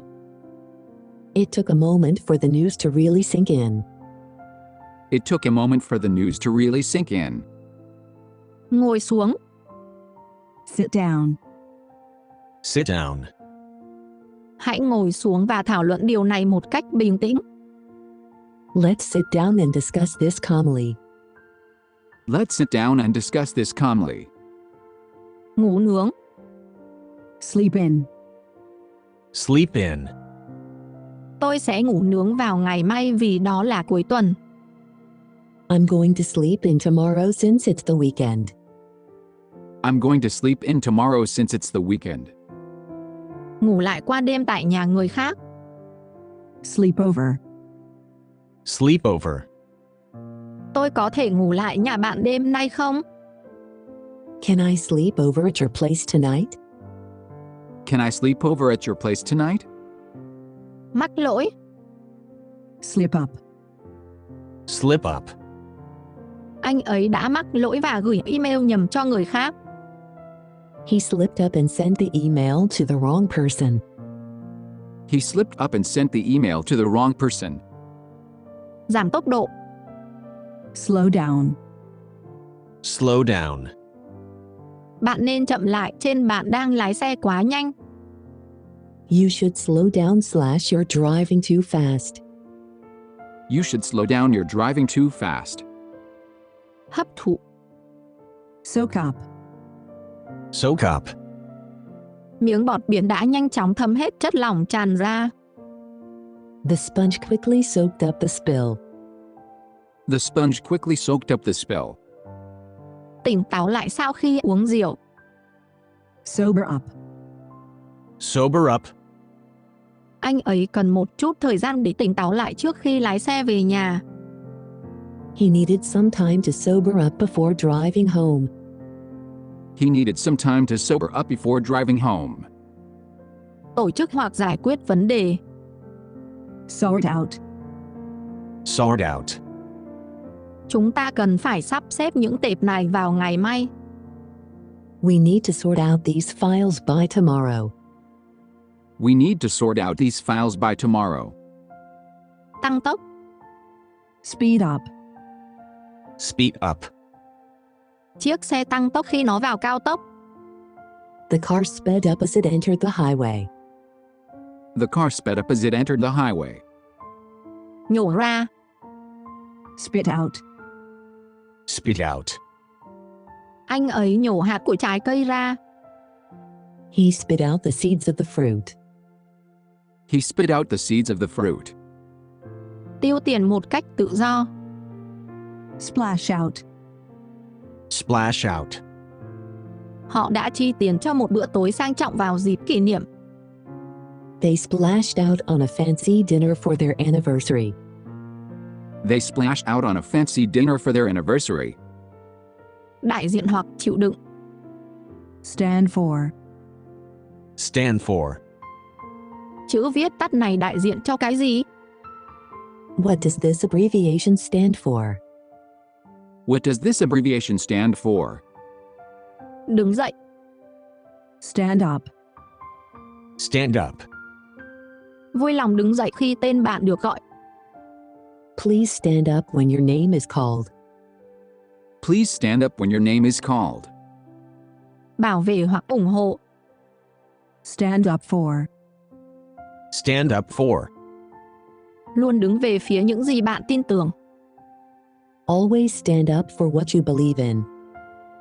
Always stand up for what you believe in. Ở trong nhà. Stay in. Stay in. Chúng tôi quyết định ở nhà và xem một bộ phim. We decided to stay in and watch a movie. We decided to stay in and watch a movie. Tiếp tục ở một nơi hoặc vị trí. Stay on. Stay on. Anh ấy đã được yêu cầu tiếp tục làm quản lý thêm 1 năm nữa. He was asked to stay on as manager for another year. He was asked to stay on as manager for another year. Nhô ra, lòi ra. Stick out. Stick out. Tay anh ấy hơi nhô ra một chút. His ears stick out a bit. His ears stick out a bit. Ở lại một nơi. Stick around. Stick around. Tôi sẽ ở lại thêm vài phút nữa. I'll stick around for a few more minutes. I'll stick around for a few more minutes.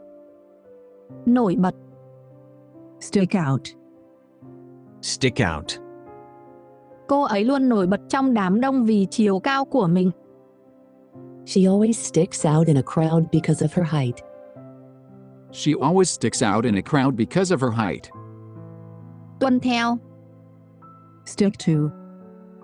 Stick to. Tuân theo công thức nếu bạn muốn mọi thứ trở nên đúng.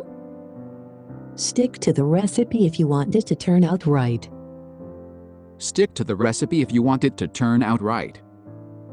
Ủng hộ lẫn nhau. Stick together. Stick together. Quan trọng là chúng ta phải ủng hộ nhau trong những thời điểm này. It's important that we stick together during these times. It's important that we stick together during these times. Tiếp tục với. Stick with. Stick with. Tiếp tục kế hoạch của bạn và bạn sẽ thấy kết quả. Stick with your plan and you'll see results. Stick with your plan, and you'll see results. Ở lại một nơi trong chốc lát trong chuyến đi. Stop over. Stop over. Chúng tôi sẽ ở lại Bangkok 2 đêm. We'll stop over in Bangkok for 2 nights. We'll stop over in Bangkok for 2 nights. Đi cùng một cách không được mời. Tag along. Tag along. Tôi có thể đi cùng bạn đến trung tâm mua sắm không? Can I tag along with you to the mall? Can I tag along with you to the mall? Giống một thành viên trong gia đình. Take after. Take after. Anh ấy thực sự giống bố mình về ngoại hình. He really takes after his father in appearance. He really takes after his father in appearance. Mang theo ai đó hoặc cái gì đó. Take along. Take along. Đừng quên mang theo ô của bạn. Don't forget to take along your umbrella. Don't forget to take along your umbrella. Tháo dỡ. Take apart. Take apart. Anh ấy đã tháo đồng hồ ra để sửa. He took the clock apart to fix it. He took the clock apart to fix it. Lấy đi, bỏ đi. Take away. Take away. Lấy đi những cuốn sách cũ để tạo thêm không gian. Take away these old books to make more space. Take away these old books to make more space. Rút lại lời nói hoặc trả lại đồ vật. Take back. Take back. Tôi rút lại những gì đã nói trước đây trên tôi đã sai. I take back what I said earlier, I was wrong. I take back what I said earlier, I was wrong. Chăm sóc. Take care of. Take care of. Vui lòng chăm sóc các bé trong khi tôi đi vắng. Please take care of the kids while I'm out. Please take care of the kids while I'm out. Tiếp thu hoặc lừa dối. Take in. Take in. Tôi đã hoàn toàn bị lừa bởi câu chuyện của anh ấy. I was completely taken in by his story. I was completely taken in by his story. Cởi bỏ hoặc khởi hành nhanh. Take off. Take off. Máy bay sắp cất cánh. The plane is about to take off. The plane is about to take off. Nhận trách nhiệm hoặc bắt đầu thuê. Take on. Take on. Họ quyết định thuê thêm nhân viên. They decided to take on more staff. They decided to take on more staff. Lấy ra từ một nơi hoặc trích xuất. Take out. Take out. Hãy lấy rác ra trước khi bạn đi. Take out the trash before you leave. Take out the trash before you leave. Bắt đầu thích hoặc quen với. Take to. Take two. Cô ấy nhanh chóng thích trường học mới. She quickly took to her new school. She quickly took to her new school. Bắt đầu một sở thích mới hoặc lấp đầy không gian. Take up. Take up. Anh ấy đã bắt đầu vẽ trong thời gian phong tỏa. He took up painting during the lockdown. He took up painting during the lockdown. Thuyết phục ai đó làm gì đó. Talk into. Talk into it. Cô ấy đã thuyết phục tôi đi xem hòa nhạc cùng cô ấy. She talked me into going to the concert with her. She talked me into going to the concert with her. Can ngăn ai đó không làm gì đó. Talk out of. Talk out of. Tôi đã can ngăn anh ấy không từ bỏ công việc. I managed to talk him out of quitting his job. I managed to talk him out of quitting his job. Xé thành từng mảnh hoặc khóc. Tear up. Tear up. Cô ấy đã khóc khi đọc lá thư. She teared up when she read the letter. She teared up when she read the letter. Mắng mỏ. Tell off. Tell off. Giáo viên đã mắng anh ấy vì đến muộn. The teacher told him off for being late. The teacher told him off for being late. Thử nghiệm để đánh giá. Test out. Test out. Chúng ta cần thử nghiệm phần mềm mới trước khi ra mắt. We need to test out the new software before launch. We need to test out the new software before launch. Suy nghĩ cẩn thận. Think over. Think over. Tôi sẽ suy nghĩ kỹ đề xuất của bạn và phản hồi sau. I'll think over your proposal and respond later. I'll think over your proposal and respond later. Phát minh hoặc nghĩ ra. Think up. Think up. Anh ấy đã nghĩ ra một ý tưởng xuất sắc cho bài thuyết trình. He thought up an excellent idea for the presentation. He thought up an excellent idea for the presentation. Vứt bỏ, bỏ đi. Throw away. Throw away.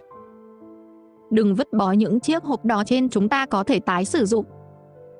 Don't throw away those boxes / we can reuse them. Don't throw away those boxes, we can reuse them. Vứt bỏ hoặc loại bỏ. Throw out. Throw out. Họ đã vứt bỏ đồ nội thất cũ trong quá trình cải tạo. They threw out the old furniture during the renovation. They threw out the old furniture during the renovation. Nôn mửa hoặc nâng lên vội vàng. Throw up.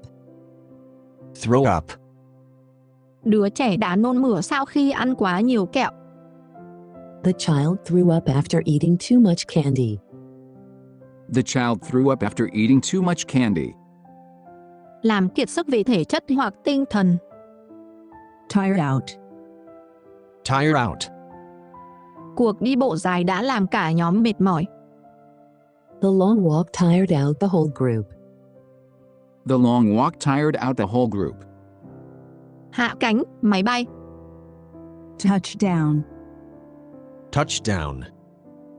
Máy bay đã hạ cánh êm ái dù có bão. The plane touched down smoothly despite the storm. The plane touched down smoothly despite the storm. Suy nghĩ hoặc đùa giỡn với một ý tưởng. Toy with. Toy with. Cô ấy đã suy nghĩ về việc chuyển ra nước ngoài. She's been toying with the idea of moving abroad. She's been toying with the idea of moving abroad. Tìm kiếm sau một cuộc tìm kiếm. Track down. Track down. Tôi đã mất rất nhiều thời gian để tìm kiếm cuốn sách này. It took me ages to track down this book. It took me ages to track down this book. Thu cũ đổi mới. Trade in. Trade in. Anh ấy đã đổi chiếc xe cũ lấy một mẫu mới. He traded in his old car for a new model. He traded in his old car for a new model.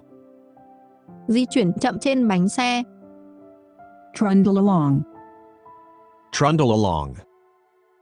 Cái xe cũ lăn bánh chậm trên đường quê.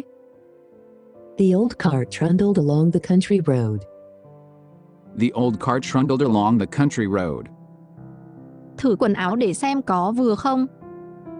Try on. Try on. Cô ấy đã thử vài chiếc váy trước khi chọn một chiếc. She tried on several dresses before choosing one. She tried on several dresses before choosing one. Từ chối nhập cảnh hoặc phục vụ. Turn away. Turn away. Họ đã phải từ chối khách khi địa điểm đã đạt đến sức chứa. They had to turn away guests once the venue reached capacity. They had to turn away guests once the venue reached capacity. Quay trở lại điểm bắt đầu. Turn back. Turn back. Chúng tôi đã phải quay lại vì bão tuyết. We had to turn back because of the snowstorm. We had to turn back because of the snowstorm. Từ chối một đề nghị hoặc yêu cầu. Turn down. Turn down. Anh ấy đã từ chối lời đề nghị công việc do mức lương thấp. He turned down the job offer due to the low salary. He turned down the job offer due to the low salary. Tắt hoạt động hoặc dòng chảy. Turn off. Turn off. Tắt đèn trước khi bạn rời phòng. Turn off the lights before you leave the room. Turn off the lights before you leave the room. Xuất hiện bất ngờ hoặc tăng âm lượng. Turn up. Turn up. Anh ấy đã xuất hiện tại bữa tiệc không được mời.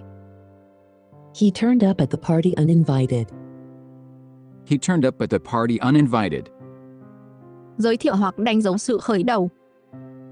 Usher in. Usher in. Phát minh của điện thoại thông minh đã mở đầu một kỷ nguyên mới trong giao tiếp. The invention of the smartphone ushered in a new era in communication. The invention of the smartphone ushered in a new era in communication. Thay đổi hướng hoặc tránh. Veer away from. Veer away from. Cuộc trò chuyện đã lảng tránh chính trị. The conversation veered away from politics. The conversation veered away from politics. Xác nhận độ tin cậy hoặc sự thật của cái gì đó. Vouch for. Vouch for. Tôi có thể chứng thực kỹ năng của anh ấy như một kỹ sư. I can vouch for his skills as an engineer. I can vouch for his skills as an engineer. Thức dậy. Wake up. Wake up. Cô ấy thức dậy sớm mỗi buổi sáng.